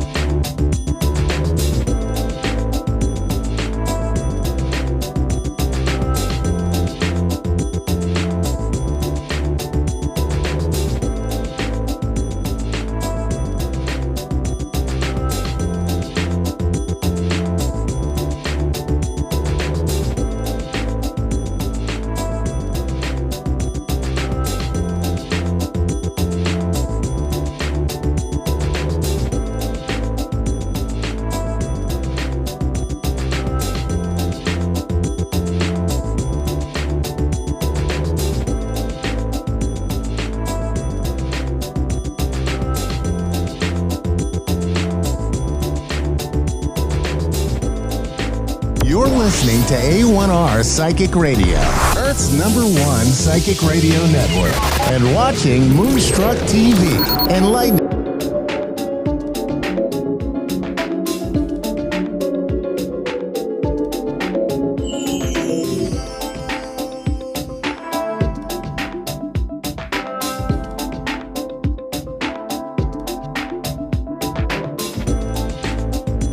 You're listening to A1R Psychic Radio, Earth's #1 psychic radio network, and watching Moonstruck TV, enlightening television.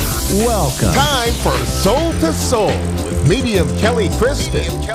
Live from MediumKellyKristen.com. Connect direct. In North America, dial 888-454-2751. In London, 20-3519-2158. In Sydney, dial 02-8488-3147. Or online, contact us through our Facebook page, facebook.com/psychic radio. Or one of our websites, AskOneRadio.com or Moonstruck.tv. This is Soul to Soul on A1R, the Ask One Radio Network.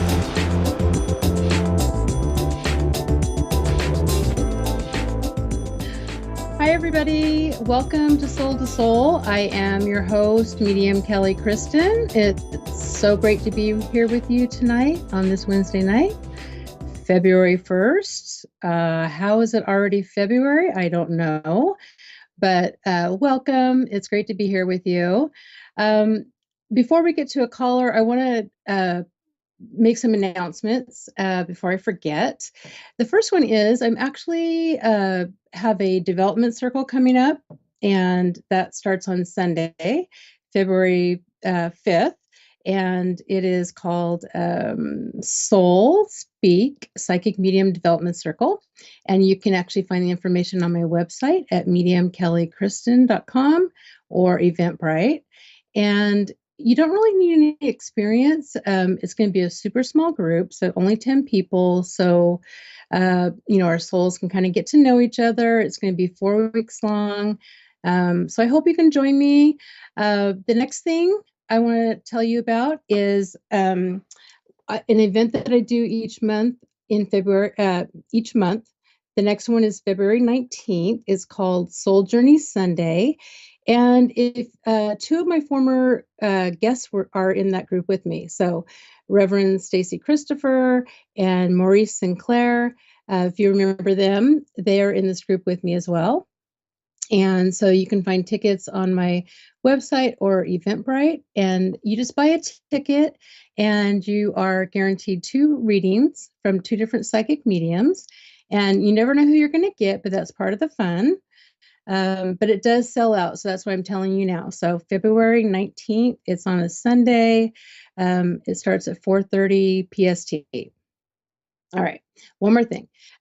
So also for the month of February, I have a new discount code. So just by you guys tuning in tonight, I'm offering you a 10% discount on readings. And the code is SOUL10. So SOUL 10. All right. Whew, got that out of the way. And then I was trying to figure out what I wanted to talk about tonight. And I started reading about the Chinese New Year. And I thought, you know what? I really love the predicted message for this year. It's supposed to be hope, right? All about hope. So the Chinese New Year started this year on January 22nd, and it ends on February 5th. And it's the year of the rabbit, but which usually means longevity, peace, prosperity. But also this year, it's about hope. So I thought, you know what, that kind of works in with our message about, our light and shining our bright light. All right. Okay. So if you are, I have to look at my little cheat sheet here. If you were born in 1927, 1939, 1951, 1963, 75, 87, 99, 2011, or 2023, you are a rabbit. Okay. My husband's a rabbit, and I think looks like his mom was a rabbit. So lots of rabbits in our family. So, rabbit people are great people. They're in the pursuit. They love to pursue happiness. They're super ambitious. They are good listeners. They're excellent negotiators. So really fine people. So yay, you rabbit people, right? But also this year is the year of hope. So hope are things like our desires for things that we want to change to make things better. When we have hope, it reduces our stress. If we have feelings of hopelessness, if we have hope, those go away. It improves our quality of life. So all of these things make our light shine brighter. And the light I'm speaking about is, the light that is our soul. So this message of hope for the year is a way for us to shine our light, and whatever we put out there, we attract back. So it's a way for us to, attract more light in our lives. So I just really love that message. So I wanted to share that with you tonight. And I think we have Catherine on the phone, right? Oh, Holly. I apologize, Holly. Hi, Holly. How are you? Good. How are you? Good. Can you hear me okay? Yep. Perfect. Okay. And you're from Canada. Awesome. I love, my family's actually from Canada. So awesome. Do you by any chance know if you're a rabbit? Did you hear me talking about I'm that? not. Oh, you're not. That's okay. I'm a horse myself, so I'm just teasing with you. Do you have a question for me, or what did you want to talk about tonight? How can I help you?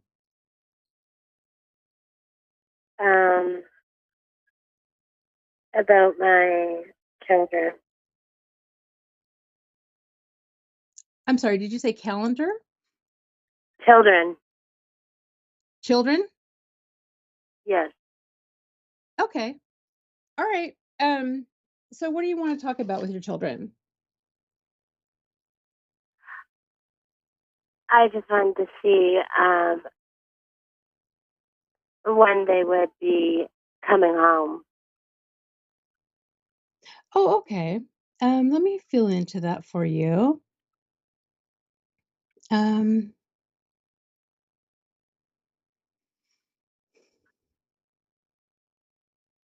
So as I feel into that, it feels as if everybody kind of has grown up a little bit, and are on their own or are independent. And I can feel, do you have a daughter and a son? I have 3 daughters and 3 sons. Oh my goodness. Okay. I was feeling one daughter and one son in particular. So I'm wondering now, are they all away, gone? Because it feels like Yeah. 2 of them are like fairly close to you. Would it make sense that you see 2 of them fairly often? I see my newborn every day, and me and my daughter talk on Messenger here and there. Okay. Let's see. It just feels like if I want to put everybody like in a little category, like each person, each child has like a little different like little category, and I don't know why I want to say that. So it almost feels like this would be something where some might come back sooner than others, if that would make sense to you, because it doesn't feel, Yeah, would that it make does. sense that, okay, so not all of them are together, is that correct? 5 of them are together, and 1 is not with the other 5. Okay. Okay. Um, it does feel like this is something, it feels like there's things to be worked out. It feels like there's like a process that you have to go through, or they have to go through. Almost, I want to say like the words leveling up for some reason, like almost like I don't know what the words I want to use. I don't know if you can understand that, where it feels like there's some kind of process, some kind of steps that have to be gone through before they all come home. I don't know if that makes sense to you. Yeah. But the word I hear is actually the word I was using tonight, is the word hope, right? Hope. And it almost feels like this is like a magical word for you. This is like a magical thing for you. This would be something that is possible, something that is obtainable. So, are all your children fairly young? 10, 7, 5, 2, 1, and a newborn. Oh my goodness. Okay. I apologize. I have a little bit of allergies. Okay, so very young. Okay, so it feels like there's some steps and some healing that has to be done. Um, on both sides a little bit. So I feel like that in your heart space, in your soul, just making that the feelings of the hope and doing your part. It feels like there's steps to go through. Would that make sense to you? Yeah. Okay, because I feel like that is obtainable. I think that's going to happen for you, because I can feel that you have the desire to make this happen. Would that be true for you? Yeah. Okay, and so you understand that there are the steps, correct? And it Yeah. feels like you're working on the steps. Is that correct? Yes. Okay, because it feels like this is 100% in your control, and it feels like you're ready to start this journey to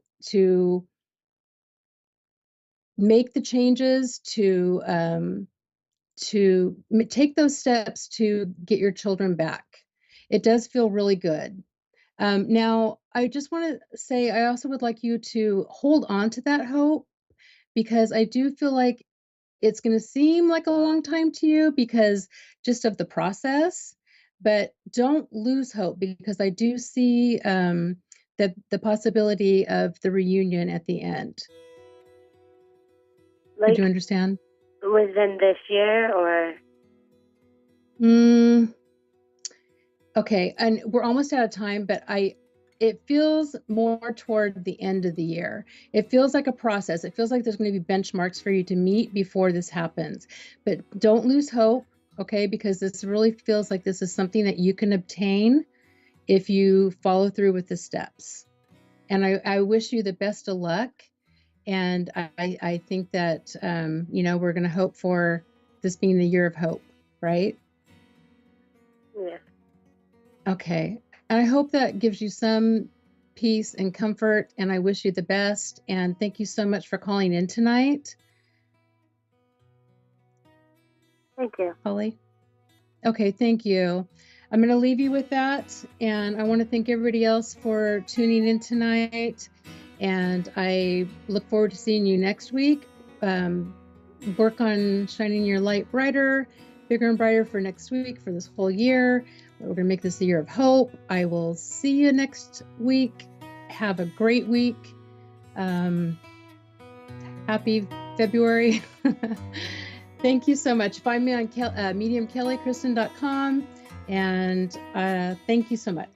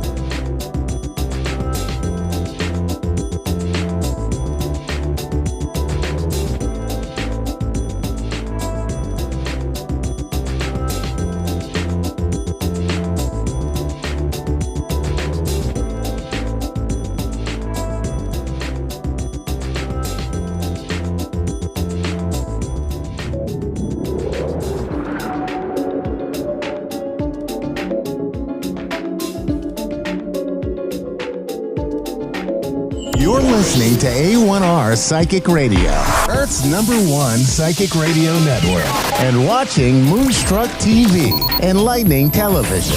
Welcome. Time for Soulfully Guided with Carmel Ann. Live from soulfullyguided.com.au. Connect direct. In North America, dial 888-454-2751. In London, 20-3519-2158. In Sydney, dial 02-8488-3147. Or online, contact us through our Facebook page, facebook.com/psychic radio. Or one of our websites, askoneradio.com or moonstruck.tv. This is Soulfully Guided on A1R, the Ask One Radio Network. Hi there, everyone, and welcome to another show of Soulfully Guided. I'm your host, Carmel Ann, and thank you to our producer who's I've entered the show and he's begged me please not to dance, which I don't think anyone wants to see that. So Look, today I promised I'd share about a really silly experience I had, and that was my first near-death experience living in the country. So I'll do that. We're also, hang tight, we're not going to go into a caller today. So bear with me while I chat away in this very unprepared, unexpected show. But what I'd like to talk about, I'm not going into a caller today because yesterday I had a booking and I really could not connect with the person. I don't feel it was my intuition and I don't feel it was them at all. I think sometimes we just don't click. So I'm going to give you a few pointers as, you know, a person receiving a reading, what to do in those situations as well, because, you know, your time and your money is very valuable, and so is your reading and the connection we have. So I'm going to give you some pointers to look out for. Now, so today's a huge day. It just sort of crept up on me. My 5-year-old started primary school, so I'm so proud of her. Yeah, our baby's not a baby anymore, but so today's crept up. But a couple of weeks ago, and I've been hesitant to share it publicly because I'm so silly, but so we go on this big girls' day adventure, just my 2 daughters and I, who are, you know, 18 months and 5 years old. And we had a wonderful day. We went to a chocolate factory. We had shots of chocolate. So brace yourself when I say shot, but if you've never had a shot of chocolate, amazing, you've got to try it. So anyway, so we have this spectacular day. We go to a lavender farm. We're out in the, you know, hot springs. And on the way home, Mazda might not know this, but Mazda cars, at the moment, I am at war with Mazda and their GPS system, or any GPS system. So I love you, Google Maps, but where we were had no reception. So, so we, you know, had a great day. We're on our way home.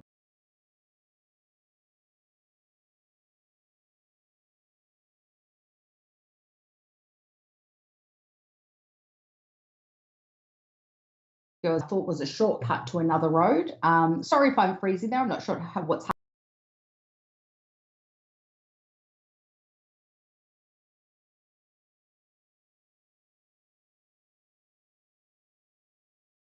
happening.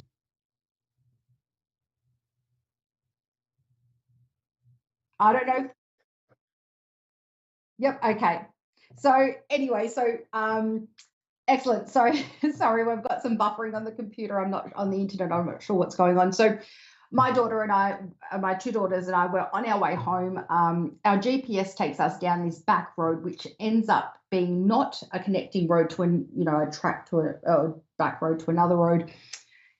It ends up being a 4.7 kilometre deep drive on a dirt track through this forestry with up and curvy and down cliffs and all these sort of mountainy sort of, or well, I don't know, I lost track of my soul, my heartbeat, my time. It was really scary. I've never been 4-wheel driving, right? So I like to believe I can handle a car well. I liked cars when I was younger. So I do this big, like wildly beast squeal for my life. Managed to get some reception about 1.k in, call my husband just to lash out at him at why the car is doing this, as some of us like to do. So but then it gets to the point that I was so scared. So I can laugh about it. My neighbors can laugh. They're going to turn me into a country girl. But, you know, it was one of the worst. There's been torrential rains here and floods. So, the holes in the road were just consistently long, like the depth of the length of the track, and they were wider than the tires of the car. So it was full on, wheels screeching to get up, or, you know, I went slow and steady. On the last 1.7 Ks, I rang the police. I rang our emergency services. Unfortunately, we hadn't hurt ourselves yet, so they couldn't help us or save us from, I wasn't able to go through. So I just imagine, oh my God, we're going to be stuck here. There's no internet. They've said to just call someone else. So I thought we're going to be stuck here in the middle of nowhere at night, and I just had, it was a very scary experience at the time. If you're laughing, don't feel so bad. It is quite funny, and if you're sympathising with me, yes, I understand that too. But so my husband I actually messaged our coordinates to my husband, because at one stage the track that the GPS system had led us on, it actually went off track, off grid even there. So I just thought, oh my God, we're stuck in some Australian, our forest, no one's going to find us, or the car's going to, we're going to lose control of the car. So it was pretty scary. And then in the end, I was only unbeknown to me, because I was freaking out, I was 3 minutes away from this 4.7 kilometre track in Shepherd's Flat. And I sent my coordinates to my husband, and I said, while we've got reception, I can't look at the internet, so I can't see where we are, where we're going. I can only see what's off grid on this map. These are my coordinates. So I sent him my longitudinal and latitudinal location, and I said, call for help if I don't message you or call you within 30 minutes. So it got quite serious. I've never done that in my life. I felt kind of, I've never needed those coordinates in my life, but I felt kind of resourceful. And when I got out of that moment, and that moment was like that we saw a gravel road, like a paved road. This might sound extreme to some four-wheel drive enthusiast, or some, people that love, great fun activities like that. Not me. So I felt like I was the last survivor on a horror scene. When they come out battered and bruised, they can barely take another step. They can barely even breathe, but they've survived this whole experience. And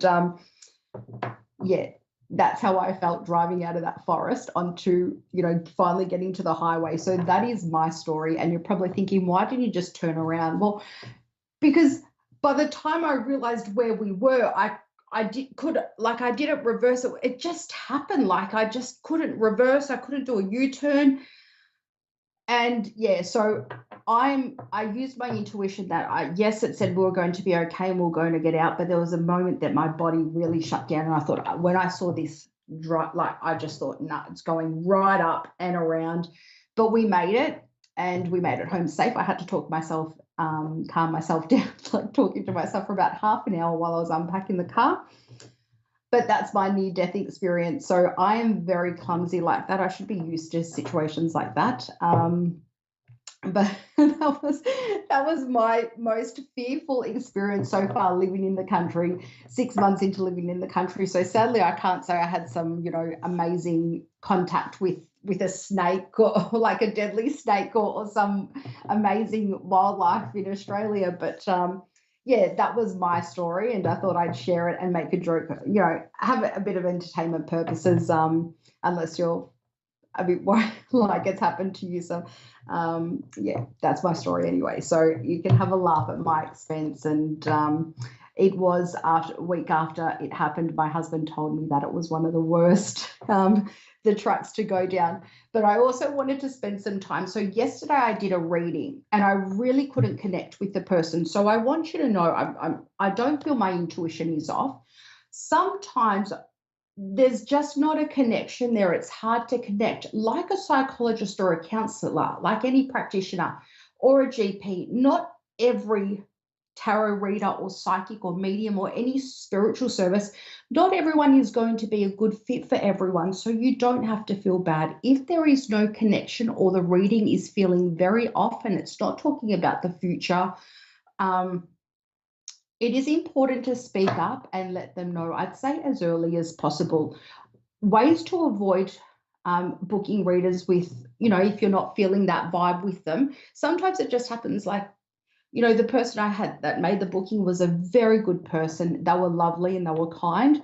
I would recommend reading through a reader's website, having a feel of them, watching some videos of them, like if they do a radio show like this, checking out how they read. just exploring their identity and their skills before booking. And that'll really help you determine what's a good fit and a reader for you. I personally have a code of ethics on my website, what I am and am not comfortable to do in a reading. And also, you know, if you have a chat with someone and they're not a good fit for you, you don't have to proceed with booking. There's no obligation there. Obviously, you're not going to ask them 20 questions or anything like that before booking. But please know that you are very safe with a genuine reader, and you can say no to booking with them if you don't feel they're a good fit for you or can't give you the type of reading that you want. So please check out people's websites, do a little bit of research and see how they fit with you and their energy as a reader before booking with them. And that'll prevent any sort of situations where it's a sort of an off feeling, or, you know, you just might not be right for each other. I would also say let them know up front and find out their refund policy to, you know, if someone can't read for you as a once off, or, you know, you have to know your options as well, whether you can refund. So they are some tips. Thank you for listening to me, and I'll be back into readings next week, and with some, hopefully not another near-death experience. Let's hope not. So thanks everyone for tuning in. I've had a great week. Thank you. We'll see you next week.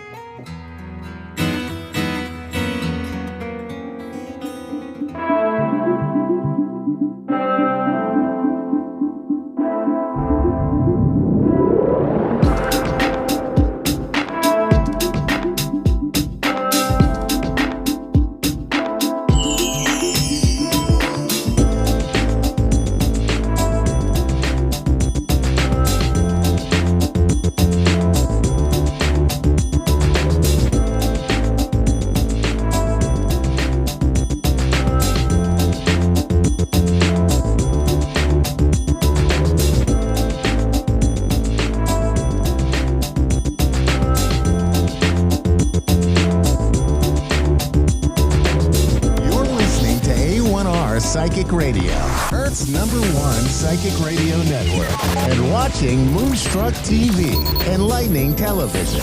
Welcome. And now, Reverend Elliot's Magical Window with Reverend Elliot.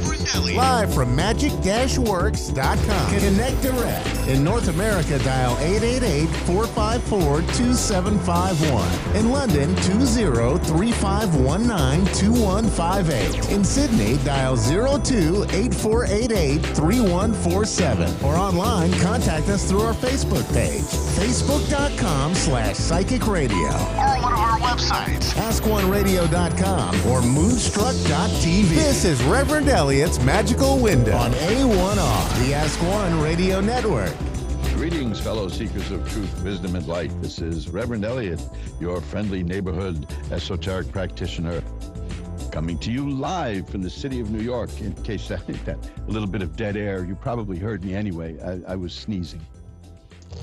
I've been sneezing for the last couple of days, and I either have a cold or I'm allergic to Armageddon. I don't know which one it is, but it may be a cold. It may be what do you call that stuff? Pollen. Well, anyway, here we are. I finally made it back again for another week in a row. So I'm hoping to have a streak now and not miss any shows, because I missed a few shows recently. Oh, hideous lower back pain. Whoa, man, was that awful. And it's not really going to be, it's not an interesting show if all you hear is me screaming in agony. And no. Now, the thing is, there are certain painkillers that are really good, but, they're powerful, and they're controlled substances. I'll admit to that. And I do have prescriptions, so I'm not cheating. But they clog my nose. Now, is that fair? Is that a good trade-off, to be able to have no pain, but you can't breathe? That's and that's what this feels like. But that I haven't had pain in a while, so that's good. But something's going on that's clogging my nose, and I'd like to get to the bottom of it. I forgot to take an antihistamine, which is it's fine, because I would probably fall asleep anyway. But I am a man on a mission. Yes, I have my tarot cards right here, and I'm on a mission. And what is that mission, you ask? I'm here to prove that tarot is not Russian misinformation. It's real. There you go. That's one of the funny things. People come up to me sometimes and they try, because when they find out who I am, and I'm out and about, and they'll try to give me a gotcha question. Say, you don't really believe in that tarot stuff, do you?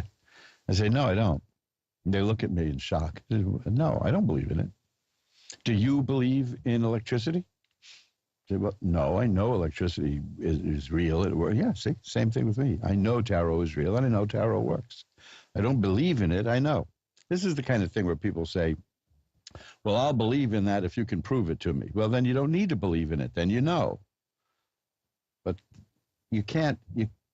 I defy anybody to. Well, I shouldn't go that far, because there's a couple of people in every group. There's over 300 and some odd shows of mine in the archives at AskOneRadio.com, and you can listen to those, and you'll hear that this stuff works. This stuff is real. But of course, there are people who think I fake it, I make it up. And when I make the transition to video, and you can see the cards, and you'll see that I'm not making it up, then they'll say, well, he's manipulating the cards. People I have known for 30 years or more, people I've known for 40 years, and know that I don't do card tricks, and I never have done card tricks. And I think that's a great buzzkill at a party, is card tricks. I won't do card tricks, even, because I can't do card tricks anyway. But even if I could, I won't do them. I wouldn't do them. But they know I don't do card tricks. When I do this, they think I'm doing card tricks. I have no idea. If I could do that, if I could manipulate a pack of cards, you wouldn't see me for heel dust. I would be in Las Vegas, or at the very least Atlantic City. And they would know. They would watch me play, and they would know that I'm cheating somehow and break my legs. And then I'd limp right back here, and you'd welcome me back, a sadder but wiser man. But that's what we're going to do tonight. We're going to be looking at the tarot cards so that we can see what's going on in our lives, and that's the beauty of it. Now, I made a little crack about Armageddon earlier. There's an interesting book. It's an old book, and we reissued it. It's called Ciphers of the Apocalypse, and it's I think it's at mojoacademy.org. It's listed there with the other books. But see, there goes my throat again. If it's not there, I'll put it up there. But I'll put it up at the Facebook page. And I want to give a special shout out to all my friends from Facebook who are listening in, because I know that people find out when the show is on through Facebook, either through my Facebook page or my regular page, or through Psychic Faces or Ask One Radio. There's thousands of followers there, and that's why I admire people who call and ask questions. The idea that they're willing to open up in front of millions of people and just speak. And that's nice. That takes courage, and I applaud all that. And that's people who do that deserve a good solid reading. And you'll always get that at the Ask One Radio Network, no matter what show you have. Once in maybe a little over 10 years, I had somebody who was trying to put me on, and I read the card seriously for that person, and boy, was he surprised. So you never know, but but everybody's been very good and kind and accepting. It's like the days when I started doing this. I offered my services at whatever party. There I go again. There's something in the air, I'm sure of it. At whatever price you could pay, whatever you wanted, I would do a reading. I'm still that way in a sense. I mean, I do have set prices. They're not gigantic for private readings, but I don't let that get in the way. If somebody wants to whittle that down a little bit, fine. I've actually had people pay more. They want to. Why not? But in the times when I was just starting out and I offered my services, I'd do a reading and you pay me whatever you wanted. Nobody stiffed me but one person, and that person never contacted me again for anything, which is funny. It's like they were scared. But it's a pretty good record, because people told me I was crazy for doing that.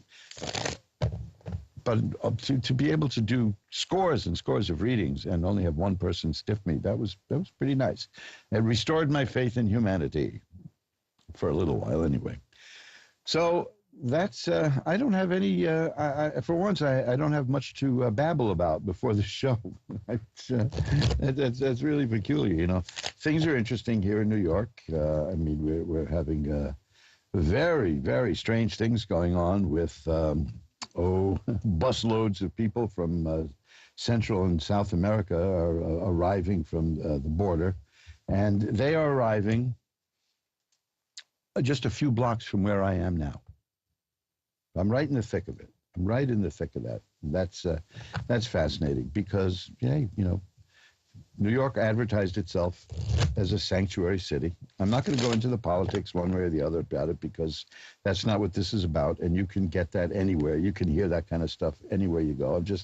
It's nice to see how people react when you ask them to have the courage of their convictions. Sometimes it scares them. And I think we saw a perfect example of that with Martha's Vineyard. You know, it's one thing. It's okay to plaster signs all over the place saying, "We welcome you. Come in, come in, come in." And then, what the hell are you doing here when they get there? You know, and then crying in tears and get them out of there within 44 hours. So it's an interesting little experiment in human nature. Everybody is willing to have principles, but putting them in action is an important thing, I believe. And sometimes, you know, just doing nothing is good too. But here we are. We are the city of New York. Our population has grown by a few thousand in the last few months, which of course it grows by about 6,000 every day down in Texas and Arizona and all that. So, hey, maybe that's the way it should be. Spread it around. Share the wealth, right? So, coming from the person who is right near where this is happening, I'll give you some reports from time to time if you want to know. But the funny thing is that for years, this New York advertised itself as a sanctuary city, which really essentially meant nobody reported a few illegal dishwashers. You know, that was about it, really. Now they're being asked to put their principles to the test, and they're whining. So you get to know the measure of a person when they have to live up to what they promise. Sort of like getting married, you know. When you say, "I do," oh boy, do you. You really get, that opens up a whole new world for you, I assure you. As someone who's done it several times, I absolutely assure you. So now, hey, listen, let's do this. Let's get to the readings, because sometimes I short sheet the show. So let's go right to the readings. The first thing I'm going to do, as I usually do, is ring a bell 3 times so that we can get into sacred space. And aside from mentioning the ciphers of the apocalypse, I'm not going to be mentioning any products at all because you know where to find them. You know my website. I'll be mentioning that during the course of the show. But like I've been saying for the last few months, this is the time to be careful with your money. Really, because it's time for serious stuff. You know what's going on in the economy. So let's ring that bell 3 times to declare sacred space and pull back the window on the magical curtain. Sally in Victoria, Australia is on first. Hi, Sally. You're on with Reverend Elliot. Hi. How are you? I'm doing well. My voice is a little gravelly for some reason, but I'm doing okay. How are you? Not too bad. It's very wet here, actually. We're experiencing a few floods at the moment. Oh, no. What's how bad is that? Look, today is currently going to be the worst day, so, but it's okay. It's okay where I am at this stage. Good. But yeah, it's just, yeah. Yeah, you know, there's the forces of nature. You can't mess with those. They'll come for it. And water is worse than fire in many instances because water will keep going. And, you know, you can put out a fire. You can't put out water. There's an old joke, by the way, about 2 guys lying on the beach in Miami. And they're 2 retired old men, and they're talking. One guy says, so what are you doing here? He said, well, I used to have a warehouse, and it caught fire. It burned to the ground, and I took the insurance money, and I retired, and here I am. And what are you doing here? He said, well, you know, I had a business, and it got flooded. And I took the insurance company and I retired and here I am. He says, oh, that's fascinating. Let me ask you one thing. How do you start a flood? So there you go. That's the old businessman joke. That's hilarious. So, Sally, what can I look at for you tonight? Actually, just a general reading for me. So anything that comes up would be fantastic. Yes. Well, I'm seeing very good things. I'm seeing. Well, first of all, I should tell you the first card I have is the World, and that's a card of assured success. And that's really good. That's a very good thing. Obviously, the Three of Rods. Are you starting anything new in terms of a business or any kind of career move? I did not long ago. I changed my career at being at a school, and now I'm a support worker with autistic children. So yeah, I took on my own business doing that. Because sometimes this indicates a partner in the business working with somebody else. But it's a new business that it's not quite giving you the return yet that you wanted, but it will, is what it's saying. Because the next card is a good one. I like this a lot. It's the Empress. It shows me that you're a person who can make things grow. You can make things happen.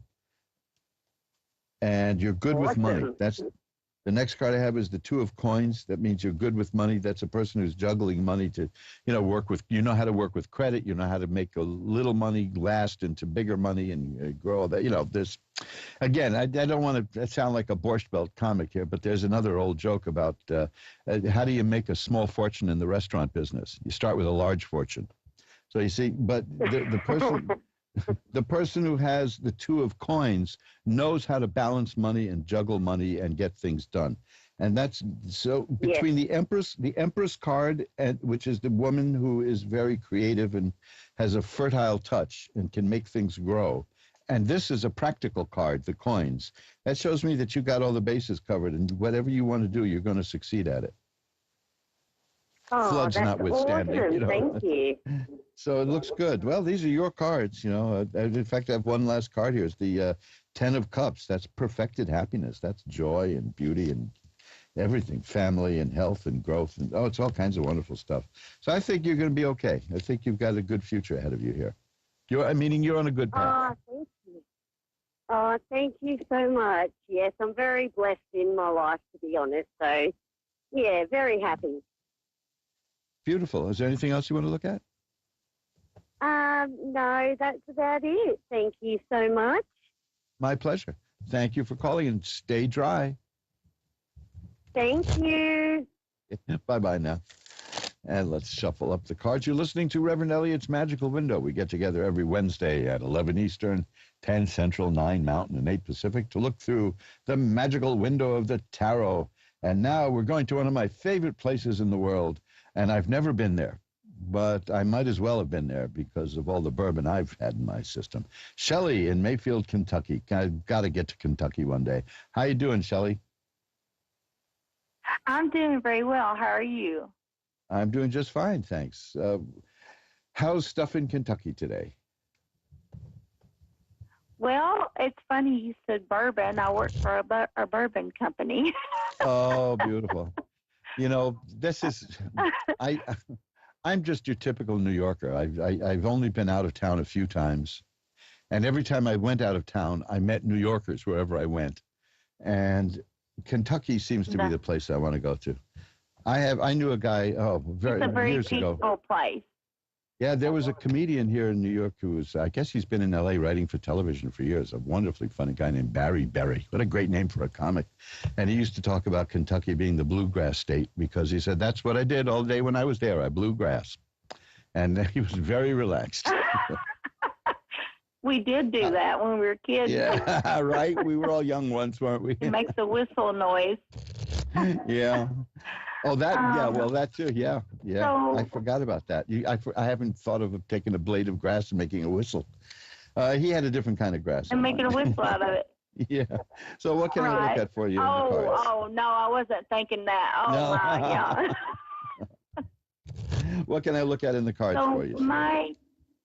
My question is, I have a boyfriend, John, and I would like to know if he's deceiving me, or he says he's committed and he wants to marry me, but I would like to know if he's the one or will it be someone else.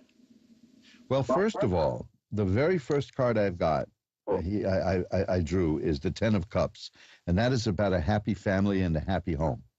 So that's good. That's a very good sign. Cups are about relationship and emotions, and this is the happiest of all of them.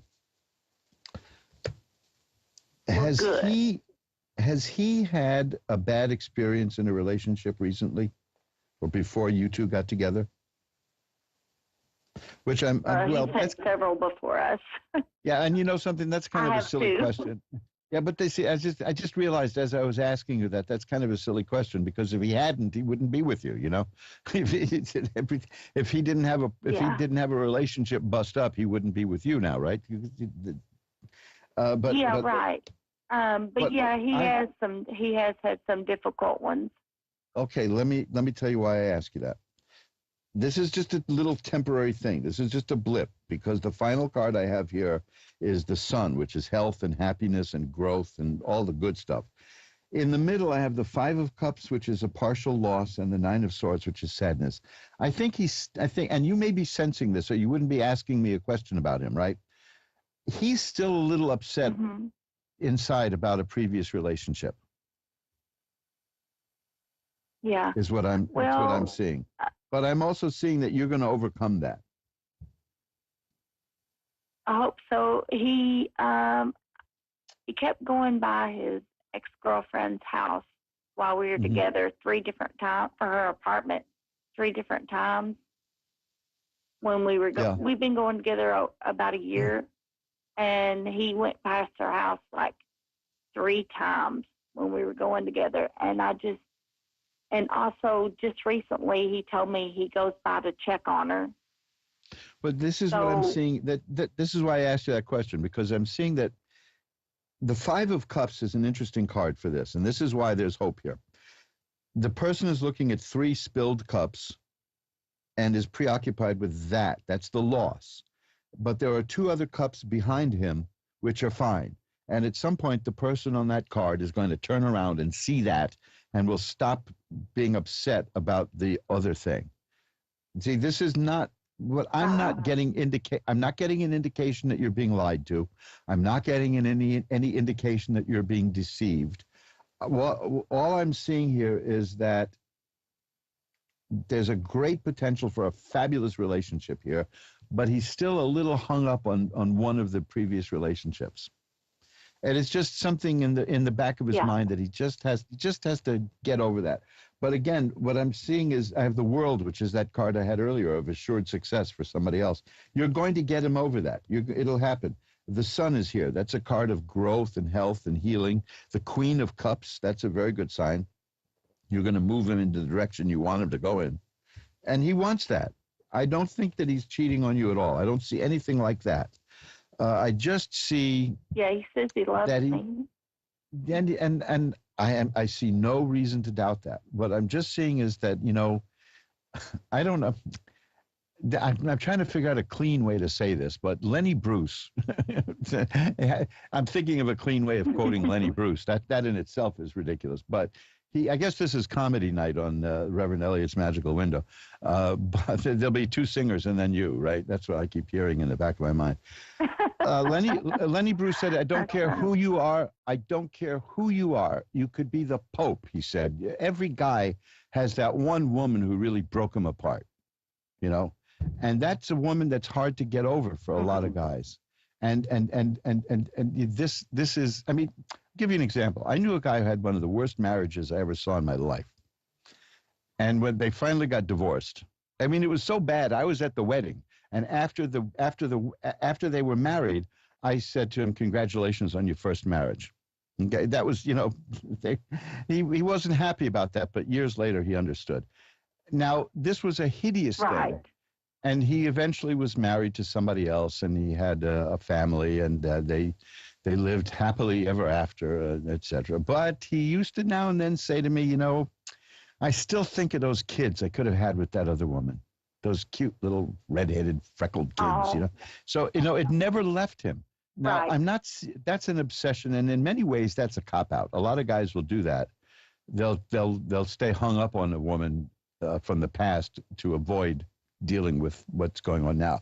I'm not getting any of that indication from these cards. I just think this is for him, that thing that Lenny Bruce was talking about, and I really did clean that one up. This is the one woman who really busted him up. And and it still hurts. Right. But that doesn't have anything to do with you. You know what I mean? It's not a reflection on you, and it has nothing to do with how he feels about you. It's there, you know, and it's hard to get rid of that. And it's not like I'm looking again. This person had a hold on him that was not healthy. Okay, I'm telling you that now. Yeah. And I get it. You feel that too, right? You know what I'm talking about. And I tell you what, I got the devil card, which is not about Satan or anything. It's about a very powerful, persuasive, attractive person who is dangerous to be around. You can do very well with people like that, but they will eventually use you for their purposes. And what's telling is on many tarot decks, including the one I'm using now, there's a block of cement that the devil is sitting on, and there's a man and a woman chained to that block of cement, you see? So he's still a little bit chained to the memory of what happened. It's just not gone yet, but it's not diminishing how he feels about you, is what I see. Yeah. Okay. Sounds great. I think you just being all you. Right. That's all I needed. The cards show me that you'll get him through this, okay? That's good. I hope so. Well, thank you. I'm sure you'll do it. Thank you for calling. Bye-bye now. And we'll shuffle up the cards. As I said, you're listening to Reverend Elliot's Magical Window. If you want to know more about what I do, I use Reverend Elliot because my last name. If I were to use my full name, it sounds ridiculous. Because I've got like 5 or 6 names. I don't even remember at this point. And that's even, you add one if I go by, if I use the Mexican tradition of my father, and I attach my mother's last name to my last name, I'll have 1, 2, 3, 4, 5, 6 names. And it's nice, but it looks ridiculous on business cards. You know, it's not a good idea to put a 6-barreled name on a business card, because then you're going to have to hand it to somebody with a magnifying glass. But Reverend Elliot suited me fine. I hadn't given it any thought until I did this and started doing this 10 years ago. And my last name is a little hard to pronounce. So people never got it right in my performing days, so I had shortened it. Anyway, Reverend Elliot's Magical Window, if you want to know more about what I do, my website is magic-works.com, magick-works.com. You know, I left a comment at the New York Times. I do frequent commenting at the New York Times. Why, I don't know, but I do. And I always put a link to my blog. And every now and then somebody tries to attack me. They say, do you know that you're a tarot reader? I said, gee, I'm really shocked. You know, I respond. So one guy said, in response to my rather cogent comment on a particular subject of interest, that I don't trust occult practitioners who use magic with a K at the end. And I explained very patiently, and they printed my response. And if he had a response, they sure didn't print it. I asked him a question. Yeah, I said, we do that. We spell magic, M-A-G-I-C-K, magic practitioners, to differentiate that from stage magic, prestidigitation. This is not about pulling a rabbit out of a hat or having an endless handkerchief coming out of your left nostril. No, this is a different kind of magic altogether, and we add the CK to make it so. And then I gave him an invitation. I said, and perhaps you would like to explain to the readers, take this opportunity to explain to your fellow New York Times readers what it is about the First Amendment's freedom of religion that you so despise. Well, you know, that's... sometimes that sends people into orbit, and they write diatribes that get banned after that.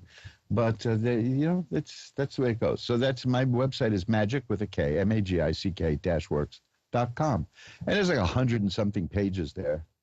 I didn't mean it to get that big, like Topsy. It growed. It just growed.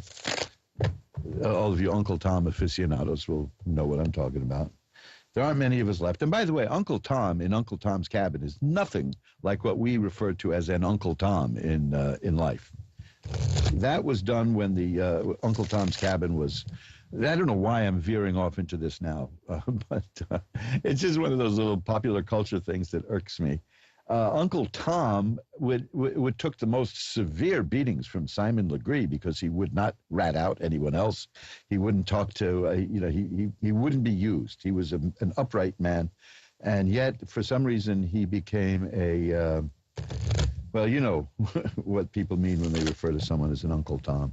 They're very odd, isn't it, how that happens? If you read Uncle Tom's Cabin, and I'm not recommending you do because that writing from that period is very difficult. It's like reading Pilgrim's Progress. If you had to read Pilgrim's Progress in school, my condolences. But it's like Zane Grey. Now those are wonderful westerns, the books of Zane Grey, but they're written in a very flowery style, and yet when you're done, you have the most vivid impression of what you've read. It's a whole different kind of thing. We're more conversational in our literature for the last 100 years. So that may be a good thing. So anyway, magic-works.com, and I have like 100-odd pages there. It just growed like Topsy. That's what made me think of it, of Uncle Tom's Cabin. Was Topsy even in Uncle Tom's Cabin? Now I don't remember. I think Topsy was. Oh, brother, we're going far afield. Before I start reciting the Declaration of Independence, let's go to Michelle in Alabama. Hi, you're on with Reverend Elliott. Hi, how are you? I'm doing well. How are you tonight? I'm all right tonight. Oh, well, maybe we can make that a little better. What would you like to look at?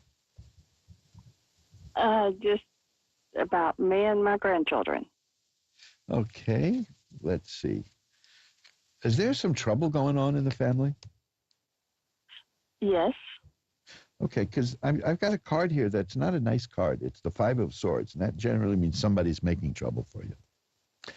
So if you had the feeling that there's somebody behind the scenes spreading gossip or making trouble, you're right. How's that? Is that what was on your mind? Well, no, not really. I'm raising 2 grandchildren, and well, because there's just somebody who's a problem behind the scenes, most likely. It's not as sneaky as some other cards, but it's well, good. This is the other one. This is the Seven of Swords. Shows a person tiptoeing around. Now, there's definitely somebody who's doesn't have your best interest at heart in this whole situation. So be careful, okay? Okay. I'm not seeing they're going to be successful at this, and people like this usually try for a little while and then move on to something else. But there's 2 cards that show this kind of thing, and you just got both of them. Now, the good news is the next card is the Sun, which is a card of healing and growth and health and happiness. So I don't think they're going to have any effect on you. You know, these first 2 cards have dark clouds on them. They're gloomy. They're just really gloomy cards. But you got the Sun here, so that's good. I think you're going to come out of this fine. In fact, this is the 3rd time now I think I've got a card for a happy home, too. This time it's the 4 of Rods. So you'll be all right. Just be a little alert that somebody in the family or someone around you doesn't have your best interest at heart and is, maybe a little gossipy or causing problems, okay? Can you tell if it's male or female? No, I really can't do that. I'm not refusing you. I just can't. You know what I mean? I do. Let me just see if I get any indication. No, I'm just seeing that I'm just seeing that it's going to work out fine. The reading starts with those 2 cards and it ends with very happy cards, including the Judgment card, which is about a person getting what they've earned and what they deserve and things working out well and rebirth. And you got all happy cards here, except you know what it is? It could just be there's some people who are not really happy about what's going on. And you're going to do just fine. And sometimes the worst thing you can do for some people is to be happy and successful. You know that. Oh, yes, definitely. No, I've just acquired, they've lived with me the since grandchildren they came in this world, basically.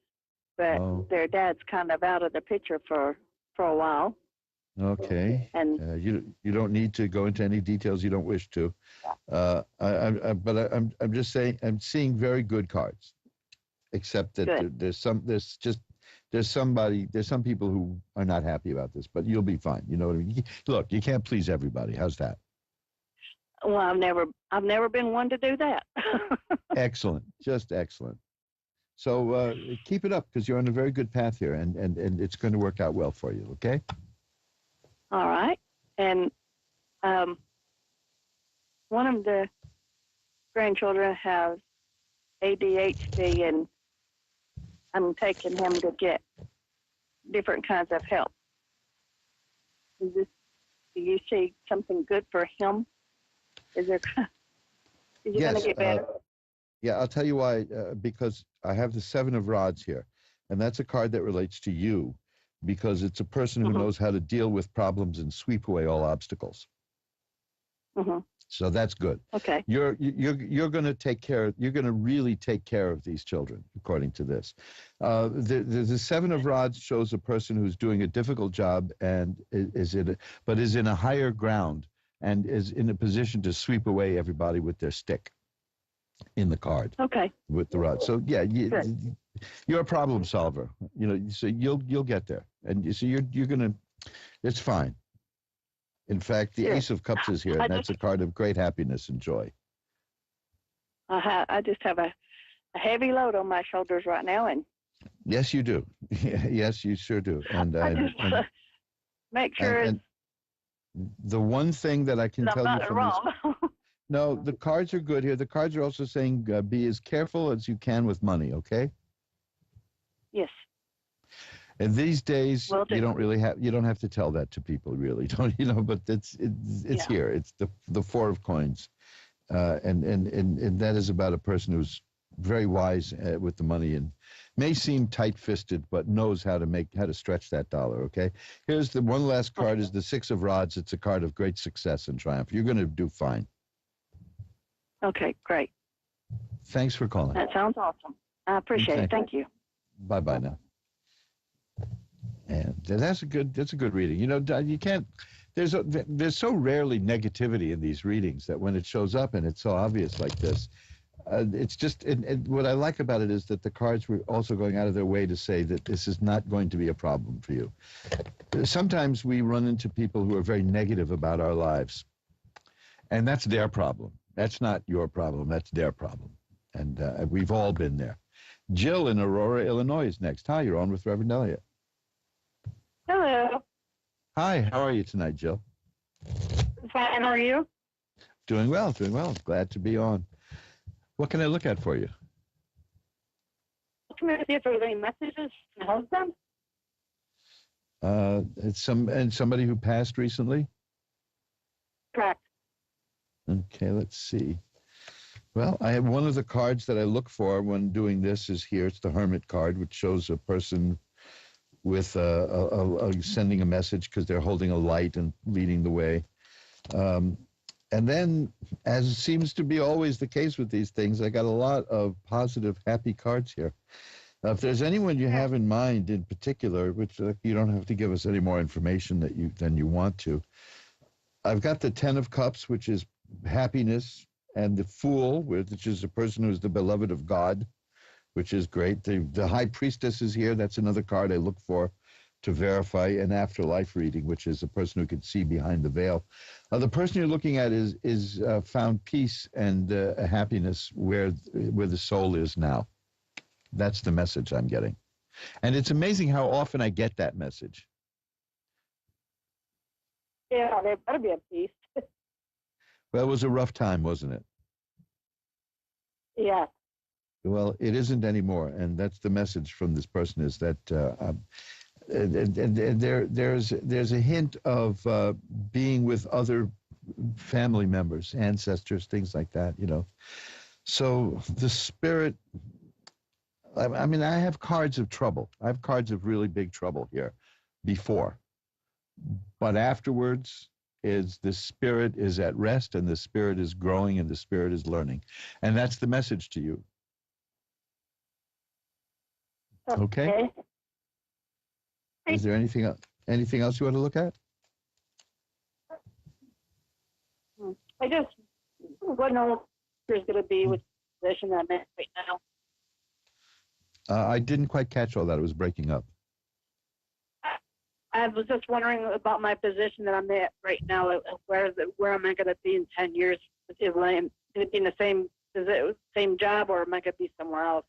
Oh, okay. Let's see what we got here. That's an interesting question. Let's see. 10 years is such a long time, though. Yeah, I mean. Yeah, well, I hope I'll be alive. Well, you'd probably be a different person in 10 years, so who knows? Yeah. Let's see what we have here. Well, there's changes coming in terms of work and career. The Ace of Rods indicates that. The 10 of Coins is about money coming in and doing well. Changes are coming soon. That's the 8 of Rods. The Page of Rods means that's like the Ace of Rods, but it's real. It's the Ace of Rods is theoretical. The Page of Rods, it's here. It's real. There's new work coming your way. Something new in your career is coming, and you'll do well at it too. Good. There's good money there. Good. Okay, so that's and it's not going to take 10 years. It's going to be sooner than you expect. Okay, Here's another good. one. This is the 3 of Coins. That's another one. That's about starting a new position, a new job. Sometimes it's a temporary job, but it leads to other things with the 3. There'll be a new job or a new assignment within a job, and you'll complete the task, and you'll be recognized for having done very well. Yes, there are changes coming your way in terms of work. Okay, because I think the one had already transpired, because now they've moved me from going 60, 89-day collections on car loans onto doing the repos. So yeah, well, I think that's probably. I see you doing well at whatever they hand you. How's that? That looks good. There will be some competition where you are. That's the 5 of Rods, but don't sweat it. You'll get through that. You'll be fine. Okay. All right, good. I appreciate you guys. Well, thank you very much. I'm glad to have you listening, and thanks for calling in. Bye-bye now. All right, God bless you guys. Bye-bye. And let's see. Let's shuffle up the cards again, and let's see. Okay. You're listening to Reverend Elliot's Magical Window, where I lost my train of thought for a second there. I got derailed on the train of life, train of thought. Joanna in Indianapolis is next.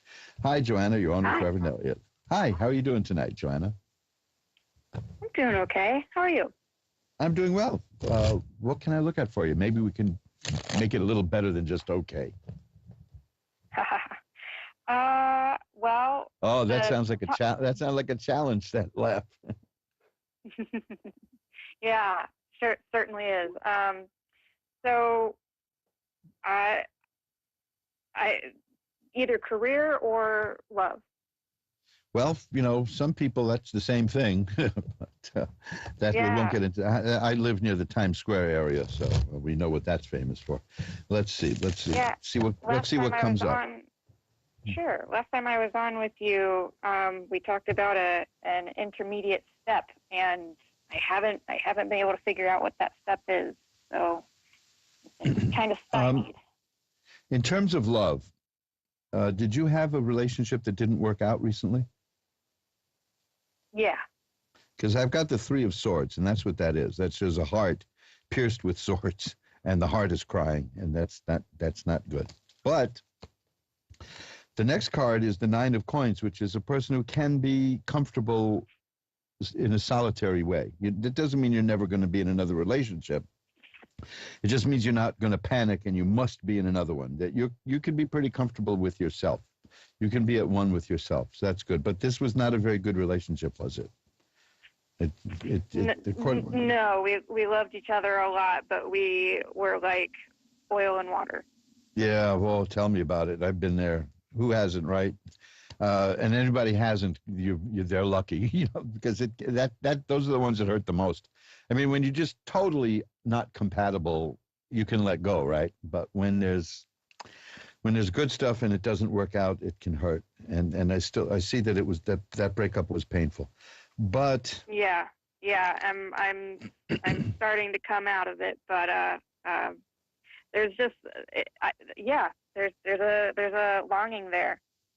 Well, let me tell you something. I have several cards here that indicate a new relationship is coming. And it's going to be happy, and it could lead to marriage. And that's what I'm in it for. yeah, it's because I have the Hierophant here, and that's a card of religious authority. And when people ask about the anything romantic, and that shows up, that means marriage. And this is the Ten of Cups is a happy home. I've had that several times today. The Knight of Cups is the beginning of something, of a romance, and the Page of Cups is the solidifying of it. So there's something, and it's interesting because half these cards here that I got for you are cup cards, and cups are about romance and relationships. So yes, it's coming. You just need to get over that card, which is the Three of Swords, which is about the heartbreak. And you will. According to this, you will, because you're not going to be dwelling on it. And keep an eye out for something new coming. Let me see if I can get you any more details on that. Yeah, details are great. Well, here's another cup card, and that's a good one. It's the Three of Cups, and in the context of a relationship, that indicates that it's somebody you'll meet through people you know. So so keep an eye out among the people you know. Even if there's maybe that rabid person who's always trying to fix you up with somebody, but they may have something this time. But that's where it's coming from. Let's see, what else do we have here? Success, this is good. These are all cards of success. So this is going to make up for the bad relationship. It looks very, very promising and very good. And as I said, with the Hierophant it's really a good sign that there's marriage in the future here. Okay? Okay, that's perfect, because every time I go into a relationship, I expect it to be the last one. So, good news. Well, you never know. I mean, I went into a new relationship in 1985, and I'm still in it. So it happens. And I had been in a marriage that went south in 82, and by 85, I got roped in again. But this time it lasted, and we're still together. In fact, the symbol of this whole thing is I have a sourdough starter that I use for making bread, which I made. I started that in the summer of 1985, and we still have it. That's our offspring. It's a bunch of bacteria. It's yeast, right? But yeah, so you never know. I mean, but we still have it. It almost died once. I neglected it for a while, but we brought it back to life, and there it is. But you never know. You're right. What a beautiful metaphor for relationships themselves.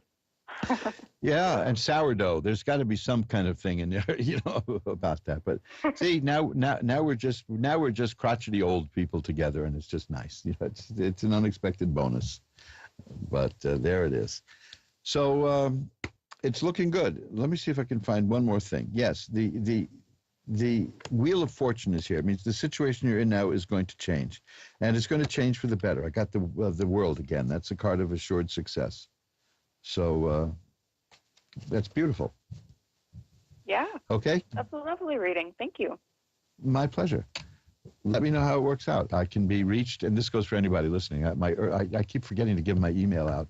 It's Ask Tarot, AskTarot, asktarot@earthlink.net. And since this is a return reading, just why not drop me a line as things progress, and I'll pull a few cards for you. How's that? Sure thing. I appreciate you. Thank you very much. Bye-bye. Have a good night. Thanks. Bye-bye. Wow, that's it. We've come to the end of another edition of Reverend Elliott's Magical Window, and I've got a little time here, so I thought that maybe I could tell you about a few things that are in the works, but I've got nothing in the works. I've got nothing out of the ordinary. As many of you have asked about my health, so I can tell you a little bit about that, because I had a problem a year ago in which I started to go blind. So maybe you'd care for an update on that, because when I do get into the video stuff, I don't want you to be too shocked when you see me with an eye patch. which is kind of a funny thing because I'm an old guy, you know, and I wander around. I mean, I knew I was getting old one day. I mean, I would go to the doctor for my annual checkup, and he'd say, you know, you got to lose some weight. Every year, you got to lose some weight. You got to lose some weight. And then one year, I never lost any weight. And one year I went in same weight, and he said, well, you're in pretty good shape for a fellow your age. And I knew I was in deep trouble. I'd hit that wall there. But the thing about being an old guy, and I'm in a neighborhood filled with younger people, and I'm not the oldest guy around. I mean, I have a friend in the neighborhood here who's 92 years old, and he gets out and walks all the time, and I run into him, and he's a wonderful actor. I guarantee you've seen him in a bunch of movies, and in the theater too. He's had a long, illustrious career. He's 92 years old, and it's just marvelous to see him out there. Well, here's the deal. Since I started to wear an eye patch, I'm getting young women stopping me on the street and propositioning me. And I'm not mean professionals, you know. They just want to talk to me. I don't know what it means. I don't know why. I was walking by. Because we had you can look this up. I don't know if it happened in your city, but if you live in a city, and whether you're lucky or not, that's a whole different thing. We have dining sheds in the street now for people to use, because that took the place of going into a restaurant during the COVID lockdowns. And these were just lean-tos, in a sense. So one side was open. And they kept them. They're still there. The people still use them. They love them. And I remember I was walking by one a couple of weeks ago, and I heard this conversation where a woman said, gee, he's really cute. He looks interesting, which meant nothing to me. And then I heard a man say, you're just attracted by the eye patch. And then I knew it was me. So that's kind of bizarre, because I had to go blind in one eye in order to have women under 60 pay attention to me, you know, which is not something I want, I might add. Like I said, I've been happily married since 1985, and we're, you know, that's another it's a Henny Youngman joke. I've been in love with the same beautiful woman for 30 years. My wife finds out, she'll kill me. But no, that's not it here. So I do have some pain now and then in the damaged eye. It's just a thing that happened. A blood clot hit one of the veins in my eye and killed it off. No reason for it. They told me that well over 90% of the time this happens, there's no reason. It just happens. And they, I was examined by neurologists all up and down the block. I spent so much time lying on tables with MRIs and you name it. And this was a little over a year and a couple of months ago. And they found out that once I lost the use of one eye, the other eye, I noticed was damaged. I had blind spots there. I couldn't see it because the other eye filled them in. So we were able to stop the damage there. So I can still see, but, you know, and sometimes there is pain in the bad eye because the human body is a remarkable thing. It tries to repair itself. And the eyeball, it has been growing new veins inside of it to replace the one that went away. And that's not good necessarily. And sometimes they hurt like hell.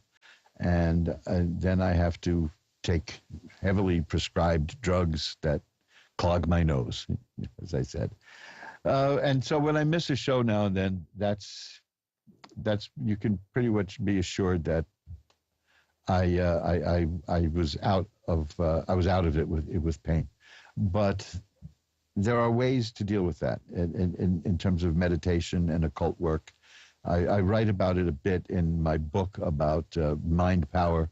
It's called Bending Spoons with Your Mind and Other Miracles of Mind Power, or some corny thing like that. I haven't looked at the cover in a while.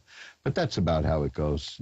So, yeah, people have asked me from time to time to update you. So, yes, I'm still blind in one eye, and I always will be. And I look rather swashbuckling. And people give me wide berth on the street, too. You know, I mean, you know, we keep hearing about crime in New York on the rise, and it's true, it is. But not in this neighborhood. I'm near the theater district, so we're heavily policed because a lot of tourists come here. And so we're okay. But people look at me, and I'll tell you something. We have a lot of homeless people here, and sometimes they just want to talk to you, and they're people. That's it, I've had some wonderful conversations with them. They'll come on a little strong and ask for money, and if you don't have it, you tell them why, and you tell them what you need, why you don't have the money, and then you chat for a while. Sometimes people dig that, and because that's easier. Money is easier to get than time. People will say, "Yeah, here's a couple of bucks. Here's a couple of bucks. Here, go. Leave me alone. Leave me alone. Leave me alone." Leave me alone. But to stand around for a few minutes and just chat with somebody, and if you haven't noticed, I'm a chatterbox. That can really be enlightening for people, and we are just talking about people. We are talking about human beings. Now, they may have mental problems, and I don't know which is the cart and which is the horse, because I know I'm hoping that I don't have particular mental problems, but if I found myself homeless and living on the street, you can bet your life I would develop mental problems pretty damn fast. But, I don't see how you couldn't. But just remember, we are still people. And sometimes, sometimes people just want that human connection, and they like that you don't ignore them and blow them off. And that's communication, and we can all do that. And I'm not suggesting go up there and talk to deranged people on the street. Please don't do that. But if it comes your way and you feel comfortable, you can just say hi if they speak to you. Well, that's about it for now.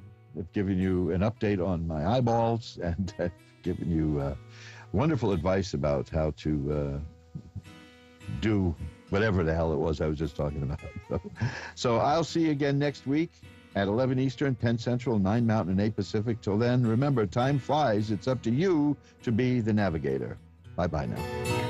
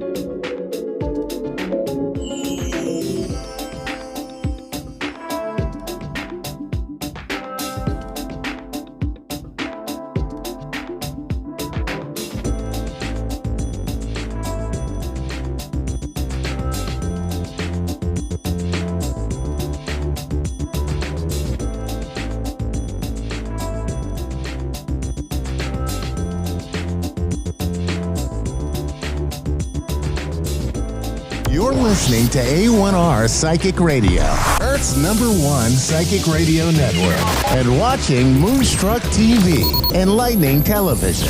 Welcome. And now, Reverend Elliot's Magical Window with Reverend Elliot.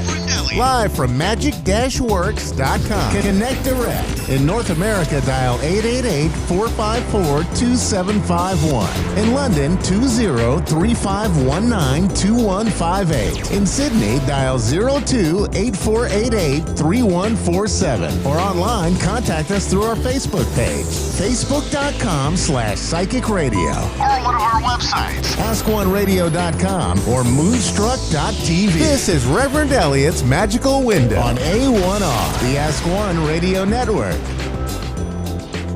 Greetings, fellow seekers of truth, wisdom, and light.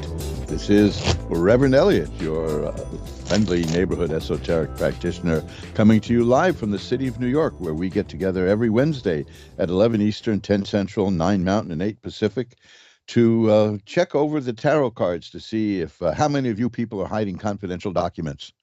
There, I said it. Yeah, okay. We're all under suspicion. So it could happen to anybody. I keep hearing that in the news. It could happen to anybody. Well, it never happened to me. I don't even know if I have a library book that's overdue. I just, I try to keep my nose clean, as they say. Anyway, the city of New York is getting back to normal. I mean, we have, so maybe I'm just a few blocks away from a hotel where a few international guests are refusing to leave. But that's, that kind of stuff is pretty normal for New York. The movies are back here. People are filming again. We hadn't had that for a couple of years, of course. I walked out of the building the other day, and as happens, if you ever run into me in the street, which is a distinct possibility if you visit New York, because I live in a tourist area, I live in a part of the city that people visit. I'm just off Times Square. I have around my neck, I have a little teeny tiny little retro camera that I carry around with me, and I use it to, oddly enough, take pictures, which is what they're for. And I always get the same questions about that camera, which is, does it work? Things like that. People say, it's a spy camera. That's a great spy camera you got there, mister. And I say, well, if it really was a good spy camera, you wouldn't have noticed it. I used to have a camera in my wristwatch. See, now that was a spy camera. No comment beyond that. But yes, I used to have it still pictures and video and audio, did the whole thing. It was beautiful, the little spy camera. So I get that camera gets me into more conversations. One time, a city bus driver, pulled up on 7th Avenue and honked the horn and yelled at me, come over here. And I didn't know. Was he recruiting? I know ridership on the city's buses were down. It was all down, but I didn't know that they were impressing people like the British used to do before the Revolutionary War. But he saw the camera around my neck and wanted to talk to me about it. So I spoke to him. And nobody on the bus seemed to mind. I guess nobody was in much of a hurry. I think since we shut down everything, people haven't been in as much of a hurry here. I think they learned that they can get by without doing things constantly. This used to be a very rushed city. I mean, always hurrying. I once got knocked down to the ground by Mayor Giuliani's police detail because I was in the way when they needed to go into somewhere, and they just shoved me out of the way and knocked me down. Another time I was knocked down on 5th Avenue by police because they were running after a guy with a gun. And in that case, I stayed down. Let me tell you, there's times in life to stand up and be indignant. But when there's people running around with guns, that's not the time. That's when you start making yourself a teeny target. You want to make yourself smaller. But I've never seen anybody shot in New York, have I? Have I ever seen anyone shot in New York? No, I haven't. And I'm a native. I've seen a lot of celebrities in New York.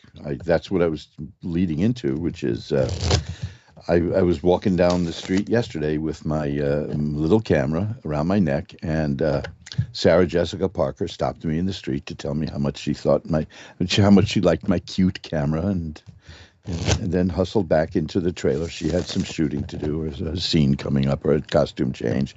The city is bustling with irrelevant movie actors making irrelevant TV shows. So what can you do?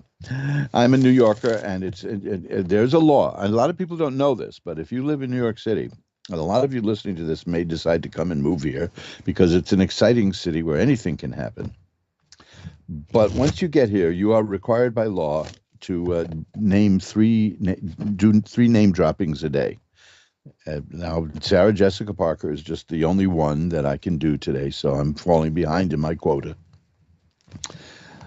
But she does have three names, so maybe that counts. I have had people, oddly enough, stop me on the street and say, "Hey, you're Reverend Elliott," and I think that's remarkable, considering that most of what I do is on radio here. So they find me. I do wear a big "Hi, I'm Reverend Elliott" button, but that's beside the point. But people have recognized me from Ask One Radio, which is quite an achievement.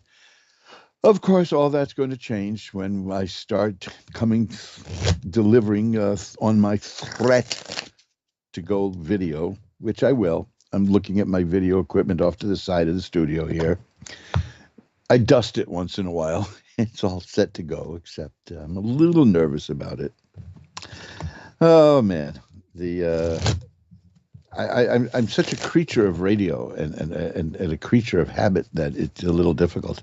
Speaking of creature of habit and little difficult, I haven't shaved in a few days, so that's another thing. I generally shave even before doing the radio show. I like to prep and be good, but I've been very lazy about repairing the lamp in the ceiling in the bathroom, and without a lamp at night. We get plenty of light in the daytime, but at night I can't. I mean, I'm all for doing things in the dark and saving on electricity, but shaving with a straight razor isn't one of them. It's a little dicey anyway, which brings me to my February offer. I would like to do this just because it's a silly thing to do, and I think it's fun. See, I still have like a little bit of a cold. That kept me out of here one day a couple of weeks back. I have a book on how to shave with a straight razor. Now, I know that that's a little bit daunting to a lot of people. It's quite easy to do. I got into an argument. I write about this in the book, too. I got into an argument with a guy online who said that he had tried shaving with a straight razor and he kept cutting his face to ribbons. And I was stupid enough to say, well, you weren't doing it right then. Well, because obviously men have been shaving with a straight razor for centuries. And if you cut yourself to ribbons every time you do it, you're doing something wrong. You're not doing it properly. But apparently that goes on the list of things you can't say to people, like you don't have a sense of humor and you can't drive. Those are, you should say that to people. And those are surefire fight starters. But that helped give me the idea of writing a book on how to do it. And because the primary problem, the thing that kept me from doing it and shaving that way, and I'm glad I found a way around this problem, is all the maintenance. You have to do all kinds of maintenance on the razor. You have to oil it. You have to strop it. You have to hone it. You have to people send their blades off the straight razor. They send them off to a factory 2 times a year to get resharpened. And that's just too much work. To me, that's just unnecessary. I know people have been doing that too for hundreds of years, but that's their problem. So I found a way around it. I found a way that you can actually shave like the wonderful old-fashioned way. And you can do it without cutting yourself to ribbons, and you can do it without having to devote half your life to maintaining the razor, because you exist. The razor exists for you. You don't exist for the razor. Let's put it that way. And that was the thing that got me through the hurdle. And then I tested the system out on myself, and it works. And then I wrote the book, which I think is a wonderful, humorous book. And if I do say so myself, and it's profusely illustrated, and it delves into the history of shaving and all things like that. But here's the deal that I'm offering is if you want to get one of these this month. This is February. We're starting I thought it would, because this is the first day of the month. And as long as it's the first day of a month, let's start off with an offer of something. And if you get from Amazon.com a copy of my shaving book, I will send you a free shaving soap with it, which is a beautiful Mojo Brothers. That's my own brand of shaving soap that we have specially made to order, and it is just the fluffiest, nicest, most wonderful shaving soap I've ever used. This is why I'm only talking about it, because I can't shave at night, and I'm not a morning person. Until I get that lamp fixed, I'm just going to grow a beard, it seems, and I don't like it. And that, of course, that only came up in my mind because of the video stuff. That, yes, I am going to be doing the show video soon. You'll be able to see me here and hear me see. I don't know, that sounded right when I thought of it. But so get yourself a copy of A Modern Way to an Old-Fashioned Shave. You can see that at Amazon.com. And I will, anyone who orders it through Amazon, I will send you a free tin of Mojo Brothers shaving soap. And that's a special free offer that I think you'll like. So check out the book, because now the main thing is, and a lot of men hate shaving, and I understand why, because it's a chore and it's just it can be a waste of time in many ways. But if you do it right, if you approach it from the opposite from the opposite point of view, like it's not something you have to do, but something that you can do, something you can take your time with and relax with, I show how you can turn it into an almost meditative experience. Because Albert Einstein himself wondered about shaving. He said that, why is it I always get my best ideas while I'm shaving? So because he's from the generation that shaved the old-fashioned way. And that you take time with. You got to be present in the moment, and you got to be relaxed, and you don't just and it's gone. So check out that book.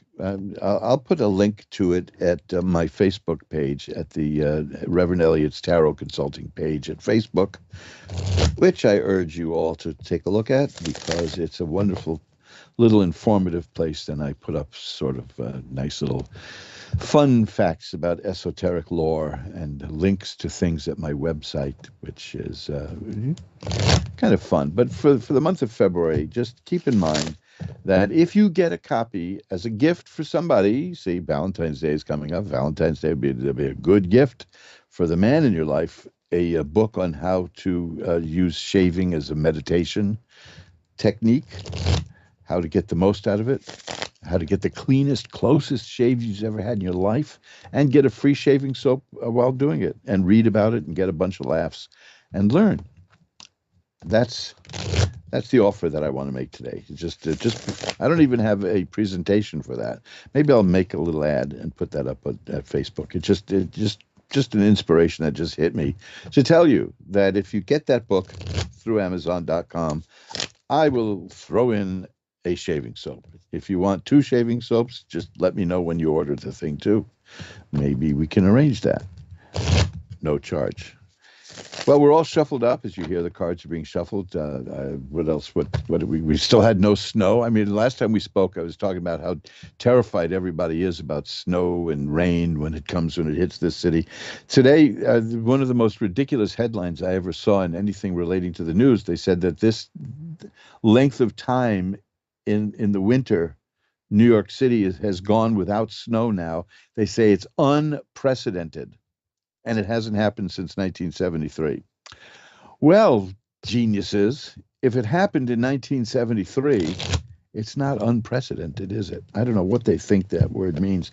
But I've got a theory, looking at the newspapers lately, like the last 8 or 9 years, I think that all the editors are on strike. I think I'll head over to the Daily News or to the New York Post building, and maybe the New York Times, definitely, and just see if anybody is walking a picket line there, and has been for 10 years, because I'm sure it seems to me that the editors are on strike because the sentences don't make sense anymore. It's unprecedented, and it hasn't happened since 1973. I feel like Oliver Hardy now. Well, we're all shuffled up. Why don't we do this? Why don't we get to the tarot readings now? As you can tell, I'm a little chatty because I missed the show last week. There was technical problems. The internet was dead in this part of New York, so that was I couldn't open up the window and use a megaphone and get to all of you people. I just use a microphone. So let's ring a bell 3 times to declare sacred space, which means no more babbling, and take a look at what's in the cards. Nice quiet 3 bells today. We'll pull back the curtain on the magical window for Desiree in Iowa. Hi, you're on with Reverend Elliot. Hello. Hi, how are you tonight? I'm good. I'm just kind of nervous. Oh, don't be nervous. Just like you're talking to an old friend. How's that? Okay. Well, now you're going to get me nervous. I'm sorry. Do you laugh? I've been trying to get a hold of you guys for like a couple of weeks. Are you one of the people who laughs when you're nervous? Yeah. Because I've had experience as a comedian, and just laughing around me is just going to. I'll never let you off the phone if you laugh at everything. You're doomed. You'll be talking to me forever.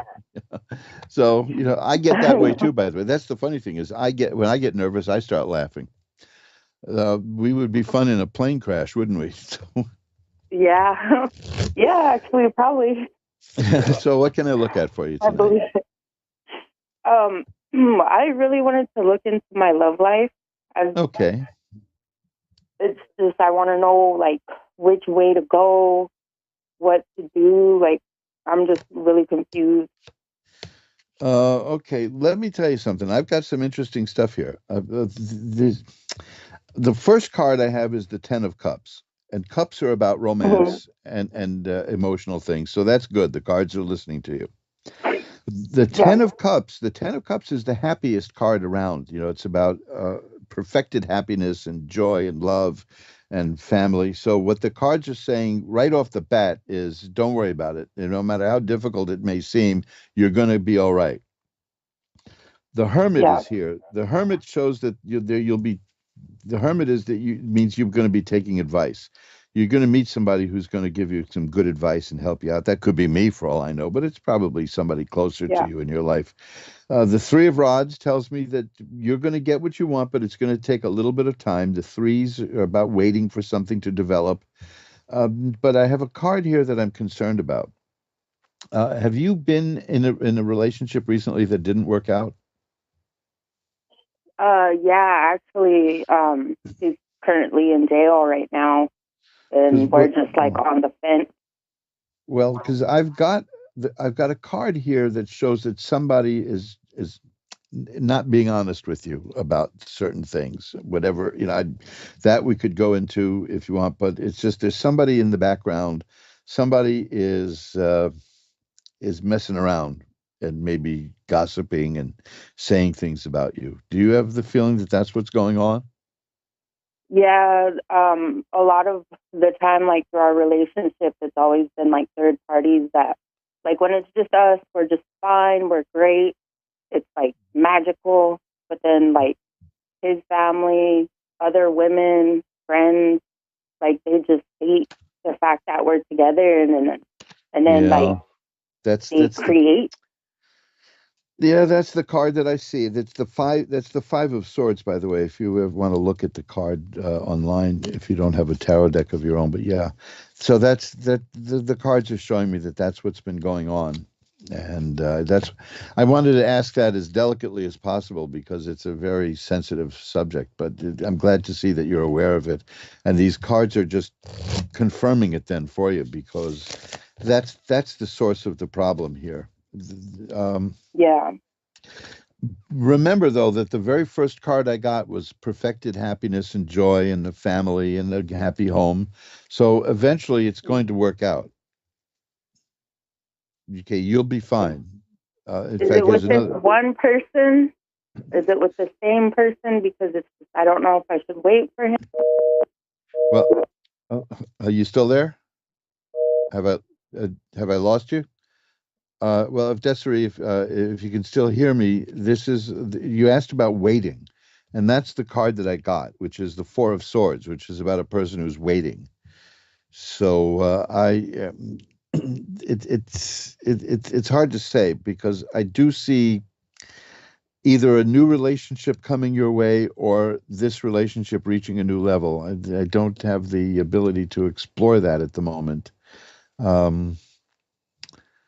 But that's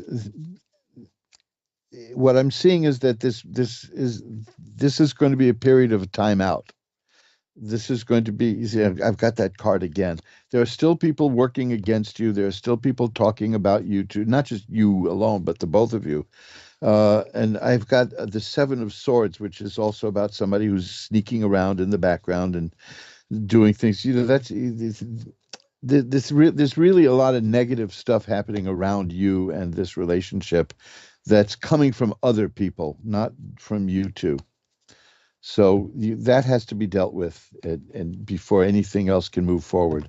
That's the most I can see at this point. I'm sorry that you got cut off, but that's as far as I can go at the moment. Let me just see. Again, I've got cards that show that things are going to be okay for you, but it's going to take time, and it's going to take work.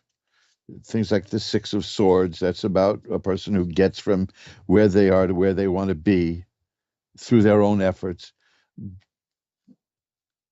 So keep that in mind, because it's right now, because you get the 5 and the 7 here that I pointed out, those sword cards, you're facing you're facing trouble from a lot of people around you. So if you're still listening to this, if you can hear me, if you listen to the show in the archives, drop me a line. My email is asktarot@earthlink.net, and I can pull a few more cards for you to make up for the connection that went south. Jody in Mesquite, Nevada is next. Hi, you're on with Reverend Elliott. Hi, thanks for having me on. Well, that's what I'm here for. What can I look at for you tonight? Basically just anything to see if hopefully things are going to get better. Things have just been really rough the last year or so. Okay, well, first of all, you got the single most positive card in the deck just showed up. So that's good. Oh, wow. Might not even have to read beyond that, but I will. It's the Fool card. Now, that doesn't mean you're a fool. The Fool is the card. The gypsies refer to the card, and the person who gets that card is the beloved of God. There's divine protection.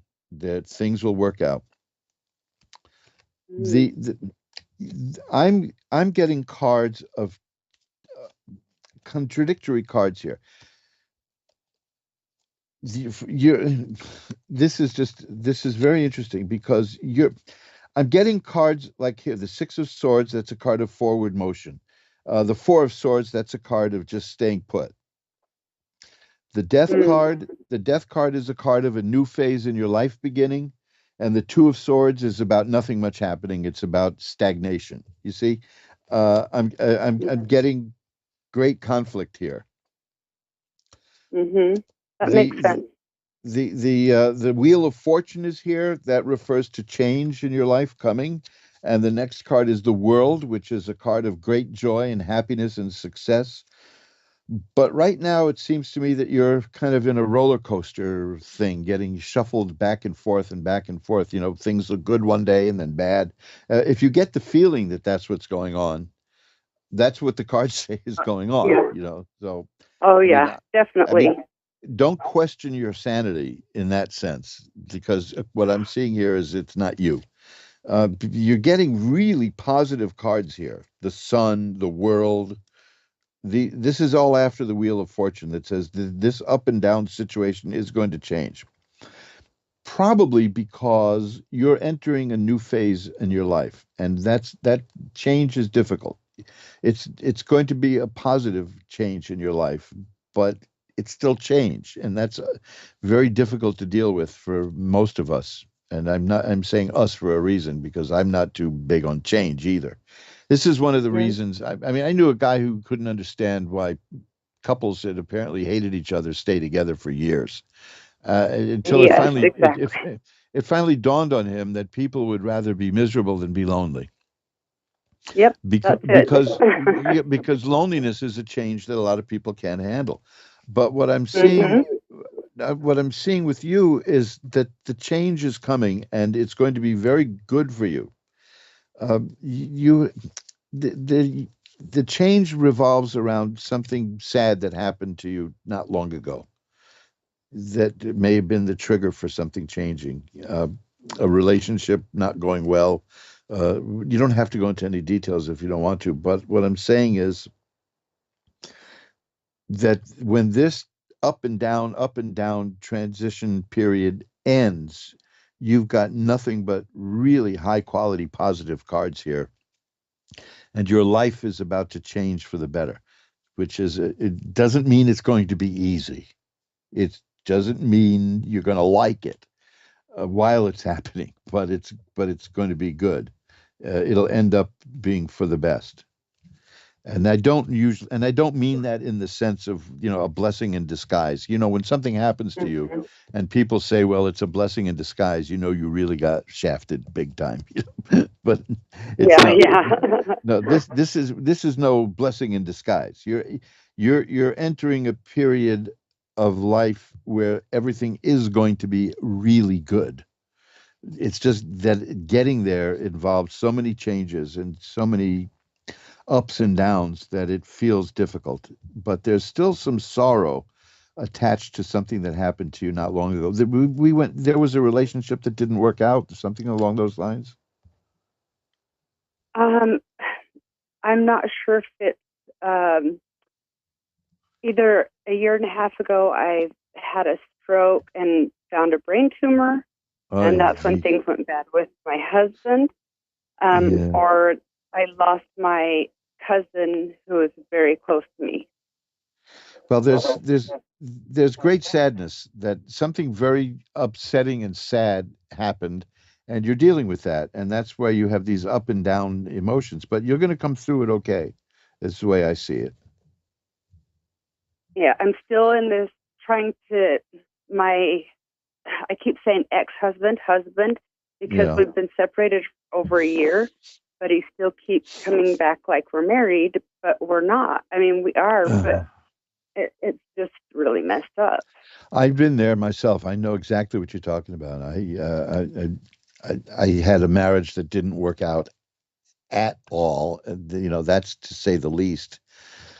But she kept wanting to get something going again, and it's very confusing and very painful. But I that's gone. That's over with as far as it has been for years. That I mean, I did meet someone else, and we've been together for about 40 years now. So it's a long time. So it's not the end, and you're younger than I am. That's for sure. I can tell you that. But because most people I meet are I younger don't than know. most people I meet are younger than I am. I don't know. So But you'll it makes sense what you were saying, the roller coaster, and yes, it all makes sense to me. Well, when this happens in our lives, we start thinking, is it me? Is this just me? Is there something wrong with me? Because one minute you're up and the next minute, but you see, but the cards are, this is what the cards are showing, complete contradictions, that up and down thing. So yeah, it's confirmation in the cards of what's happening in your life, and it's not that it's not you in that sense. I mean, obviously it is. It's manifesting in your life because that's what's going on in your life now, but it's real. It's not one of these imagined things.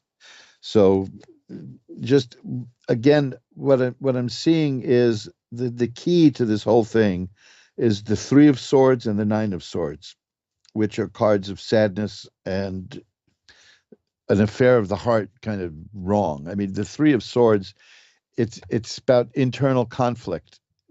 If somebody asked me about the state of a nation, and they got that card, it would indicate civil war. So it's that deep. Okay. So that's the thing, is that it's really reverberating throughout what you're involved with now. That combined with your own medical situation, it's very, I've been dealing with medical stuff for several years now, and I understand what that's like. A lot of people don't. They think it's not like just getting a cold and getting better. Some illnesses reverberate and they stay with us because they change us. They change us a lot. Here, I got the Fool card again. See, that's saying you'll be okay. You'll be fine. Okay. So, well, it makes so much sense, and I really appreciate it. Well, great. I'm glad it helped out. What I'll do is, after the show, I will light a white candle to send some positive energy your way. But please know that it's being sorted out. You're working it out. You're going to get through this. It's just that this is not. It's painful, So you'll. But helpful. But it's not something you're imagining. Let's put it that way. That's what's worth knowing, I think. Okay. Yes, for sure. Thank you so much. My pleasure. Okay. Bye-bye. Bye-bye. Oh boy, and that's some heavy duty stuff. And when things go bad in a relationship, and one party doesn't quite accept it, it's pretty strange. But that's because there's always an emotional tug. There's always something there that's going on, and I'm here to tell you that these things do work themselves out. People move on, people change, and like I said, we find where we're supposed to be. And this is the kind of stuff I like reading tarot cards for, because it looks at the aura around a situation.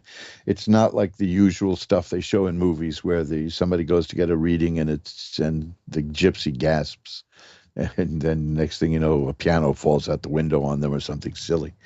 These are very profound issues, and you can do a tarot reading for an hour on one subject and really tear into it and go into it. I do that all the time with people. And I don't know if I should I mention this? Yeah, I will. I've got a new kind of tarot reading. I guess I'm an innovator in that sense, because that just means I'm a pain in the neck, is what it really means. It means I don't leave well enough alone. So I spoke to you about trying to upgrade the shaving experience by making the old-fashioned shave more accessible without all that silly taking care of the tools like you're a surgeon. But I'll be announcing this soon, and I will be doing a special thing about it here on Ask One Radio. I'm going to be doing a different kind of a tarot reading. It's going to be pretty damn expensive. I could warn you in advance. But we will tackle everything in that reading. Everything. It's not just cards. It's got other aspects to it, and you'll get your money's worth. That's for sure. But it's going to be a very special kind of a reading, and it's just for a few people, and it's not something everybody should do, but just for a few people, and you'll know if it's right for you. It's not the kind of thing, because it's expensive. I'm not going to try to shove it at anybody, but you'll see. It's going to be an interesting experience for both of us, because see, the main thing is, it's not about just me telling you what I see in the cards. We work through these things together, and when this reading experience that I'm developing now, you will be different and I will be different when it's over. This is something we will do together. It's not something I do for you. It's not something I do instead of you doing it. It's something we will be doing together, and it will take a day at least. Probably, I'm thinking about 2 or 3 days worth of reading. It's an intensive thing. But more on that as it develops. Wendy in Brandon, Mississippi is next. Hi, Wendy. You're on with Reverend Elliot. Hi, how are you doing? I'm doing well. How are you tonight? I'm pretty good. Well, maybe we can make that better. What can I look at for you?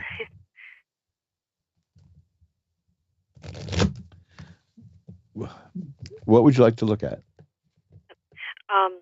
My future, if you could. I've been kind of, I don't know, Okay. like stuck, I guess, ever since my children's father passed away about a year ago. Well, the first card I have is the Ten of Swords, and that is an interesting card, when, especially if you ask about the future, because that is about the past in a sense. Because what it means is a lot of bad things have happened, and they're over now. The bad stuff is over. It's a nasty looking card. Shows a person lying face down in the mud, beaten up, bloody, swords sticking in her back. But it doesn't mean you're dead. It just means that life threw a lot at you, and you're still here, and you're going to get up, and you're going to be okay. So that's worth knowing. In fact, the next card is the Wheel of Fortune, which tells me that this situation is going to change, and that's good. That reinforces the Ten of Swords, because the Ten of Swords is about the troubles are over. The Strength card shows me that you do have a lot of strength, because that's what got you this far, right? Is you've been working pretty much on strength. So I tend to not ever give up. well, the thing is, there's something good coming your way. The Four of Cups is here. That's a card of life is about to offer you something very good in terms of emotional well-being. Could be romance. It could just be comfort, but you don't see it yet. It's on the way, but it's hidden. So and that's and then the next card is the Ten of Cups, which I had earlier for somebody, which is perfect. I mean, it's happiness perfected, and it's joy, and it's things.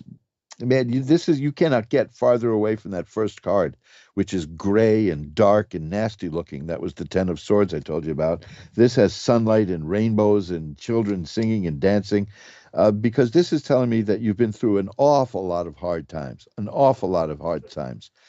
You've had the strength to deal with it. The Wheel of Fortune tells me that the situation is changing, probably because of your strength. The Four of Cups says that there's something coming to you. Life is about to offer you something really good. The Ten of Cups is perfected happiness. Here's the Star. There's a good card. That's about hope and optimism. So there's good stuff coming your way.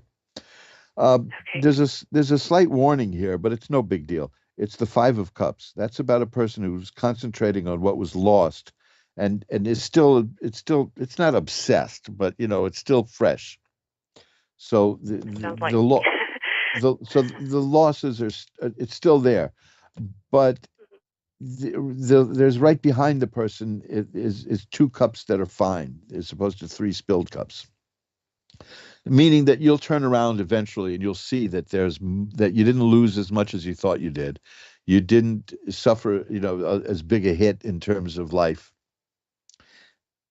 And you'll be moving out of that, commonly referred to as like the grieving experience. But you have to do that for as long as you need to do it. And I never, ever, ever, ever believe in anyone saying you've snap out of it. Why don't you? You've grieved enough. You deal with it in your own way, in your own time. And if it starts to be getting in the way of your life, then maybe you want to seek a little help. But at the moment, you're still reacting to some really bad times that hit you. And you have to see for yourself that the bad times are over. A lot of it, I thought things were going to be a certain way, and now it's not going to be that way. Oh, yeah. It kind of threw me off. Well, it's a very difficult thing to have expectations that fall apart, because the first thing we learn then is okay, next time I'm not going to go into anything with any expectations, but we always do, that. Yeah. We all do that. I can just tell you this, the Temperance card is here too, and the Sun. Now, these are very important cards because both of them are about growth and healing. The Temperance card means that balance is going to be restored in your life. It's been way out of balance for quite a while, but you're going to get that balance back. And the Sun is about healing and growth and health and happiness. I got 3 cards here that indicate children. Do you have children, or are you planning to have children? I have Pardon? 2 children. Yeah, I have 2. because the cards that I'm seeing are showing that your well-being is going to be intimately associated with the children. Oh, wow. Okay? Hmm. But it's coming. The main message in this reading is that the bad things are over.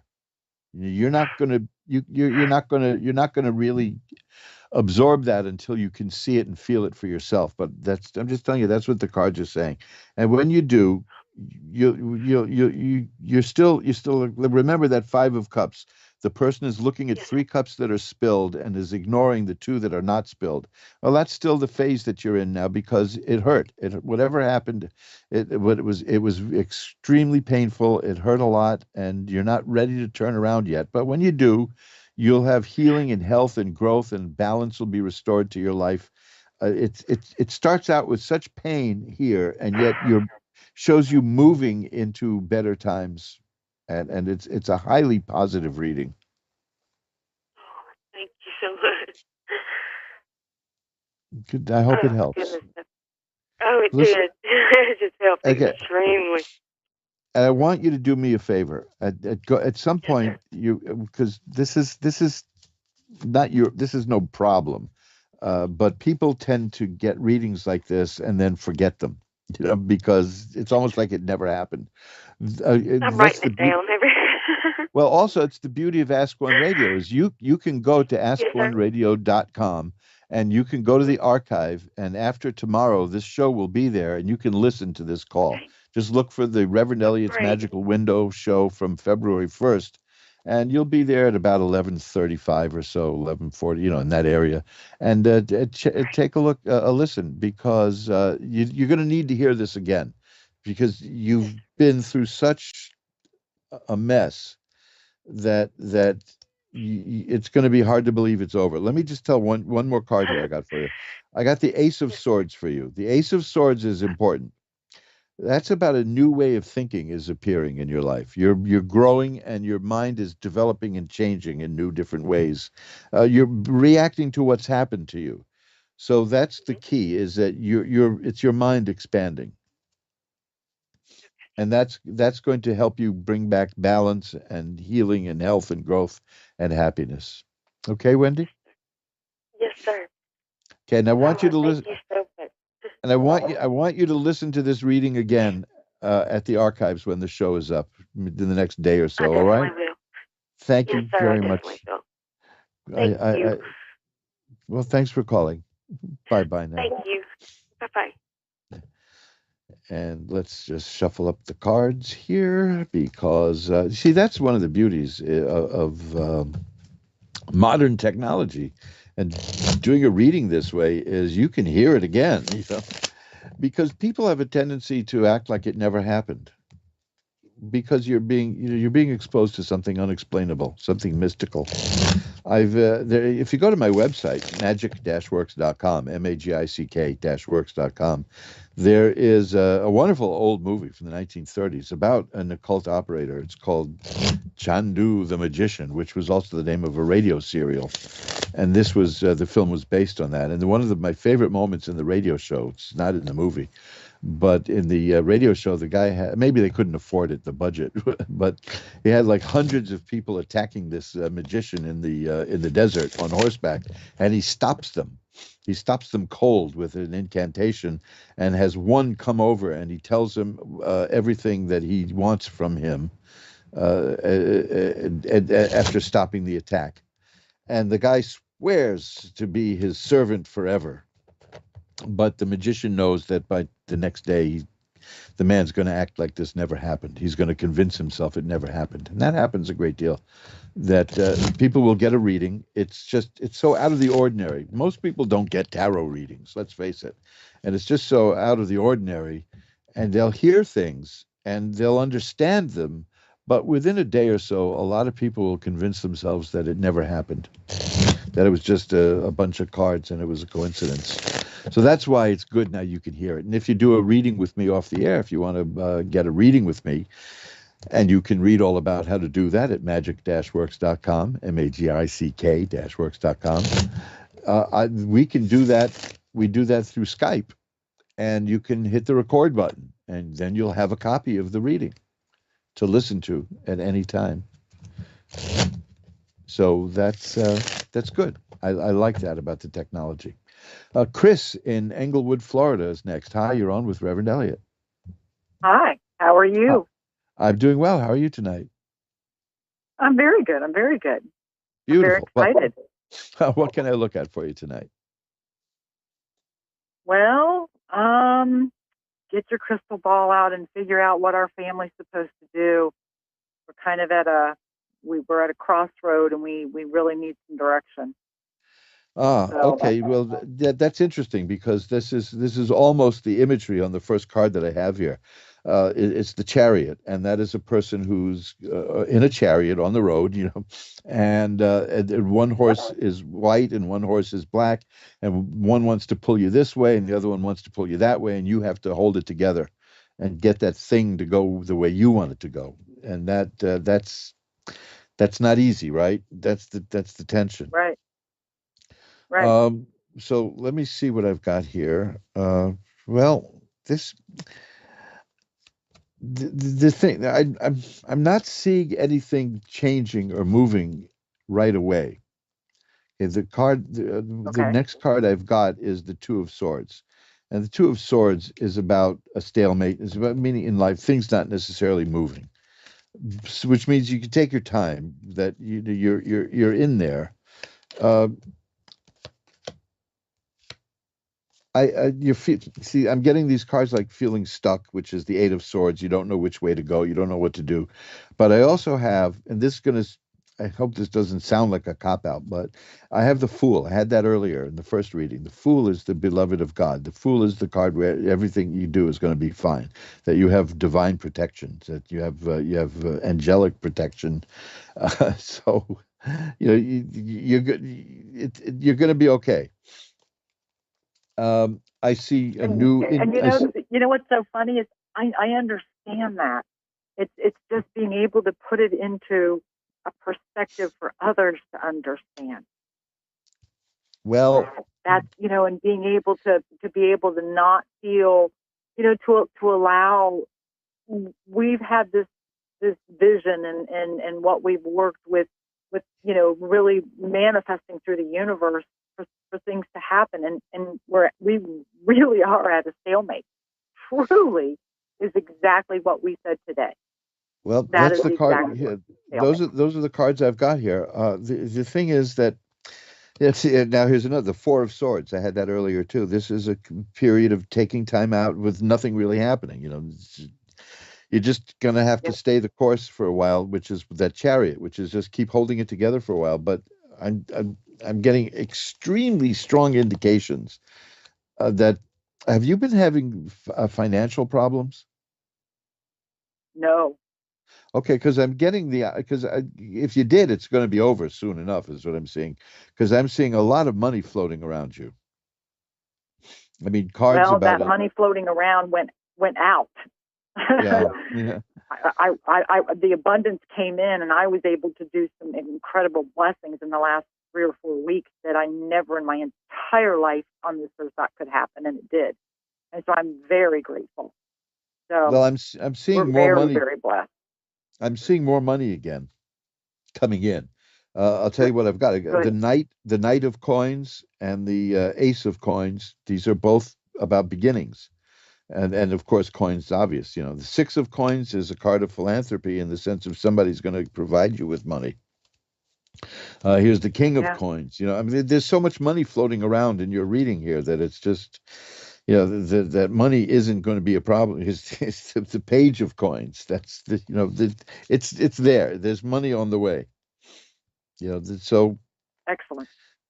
But right now, the only thing I can tell you is, because you feel the same thing, which is that stalemate, that things that aren't moving. The Nine of Rods is here. And the Nine of Rods is a person who is standing there waiting for what's going to come next. But the important thing is that the person in that card is extremely well prepared for what's coming next. This is why in some tarot decks, the person has a bandage on the head with a little blood showing through. And that just means you've been through the battles of life. It's metaphorical. It doesn't mean you're going to get clobbered, It just means that it's a good thing. Yeah, and because what's coming, you're prepared for. It's and then the Seven of Rods is here, and that's a person who can sweep away obstacles. Here's another, the Eight of Rods. That means whatever's going to happen it's on the way. It's coming soon, but it's going to work out okay. The Six of Rods. Somehow, see, I'm getting cards of money and career, coins and rods. The Six of Rods is triumph. So you'll be okay. You're going to be successful. It's going to take a little more time. The Eight says it's not going to take a terribly lot more time. It's on the way. So whatever is going to be coming is coming, and you're well prepared for it, and you'll do well with it. That's the message I see from this. Excellent. I got to run. Wow. Thank you. I heard what you said to her previously. I'll go and listen to the repeat. Thank you so much. Blessings to you. I so appreciate it. Well, thank you very much for the kind words. Bye-bye now. Bye. And that brings us to the end of another episode of Reverend Elliott's Magical Window. And wow, look how the time flies. If you didn't get through and you wanted to get through, you can reach me off the air at asktarot@earthlink.net. That's the email is asktarot, ASKTAROT @earthlink.net. Earthlink. That like predates AOL, right? That's how long I've been doing this. asktarot@earthlink.net. There's also a contact form at magic-works.com, magic-works.com. Take a look. As I mentioned, I have a special offer for that book that teaches you how to do teaches a man how to shave beautiful. Oh, my wife has loved the way my skin has been ever since I've been shaving this way, because it's like so soft, and I only have to shave about every 2 days when I use this, because it's very close. You can go to, it's a tiny URL that'll give you go to mojoacademy.org. Go to mojoacademy.org and check the shaving thing. But you can also go to tinyurl.com/happy-shave. See, we think of everything in this technological era. tinyurl.com/happy-shave. And to take a look at that. The offer is not there yet, but it will be, because I only invented the offer while I was talking to you guys. You see, you pried it right out of me, which is a free Mojo Brothers shaving soap. But take a look at the stuff over there at mojoacademy.org. I got to get to the post office tomorrow, mail out a whole bunch of books, at least a dozen more books. So that brings us to the end of tonight's show, and we will get together again next week at 11 Eastern, 10 Central, 9 Mountain, and 8 Pacific to take a look through the magical window of the tarot. Until then, remember, who you are is the universe's gift to you. Who you become is your gift back to the universe. It's been great talking to you, and I'll see you again. Bye-bye.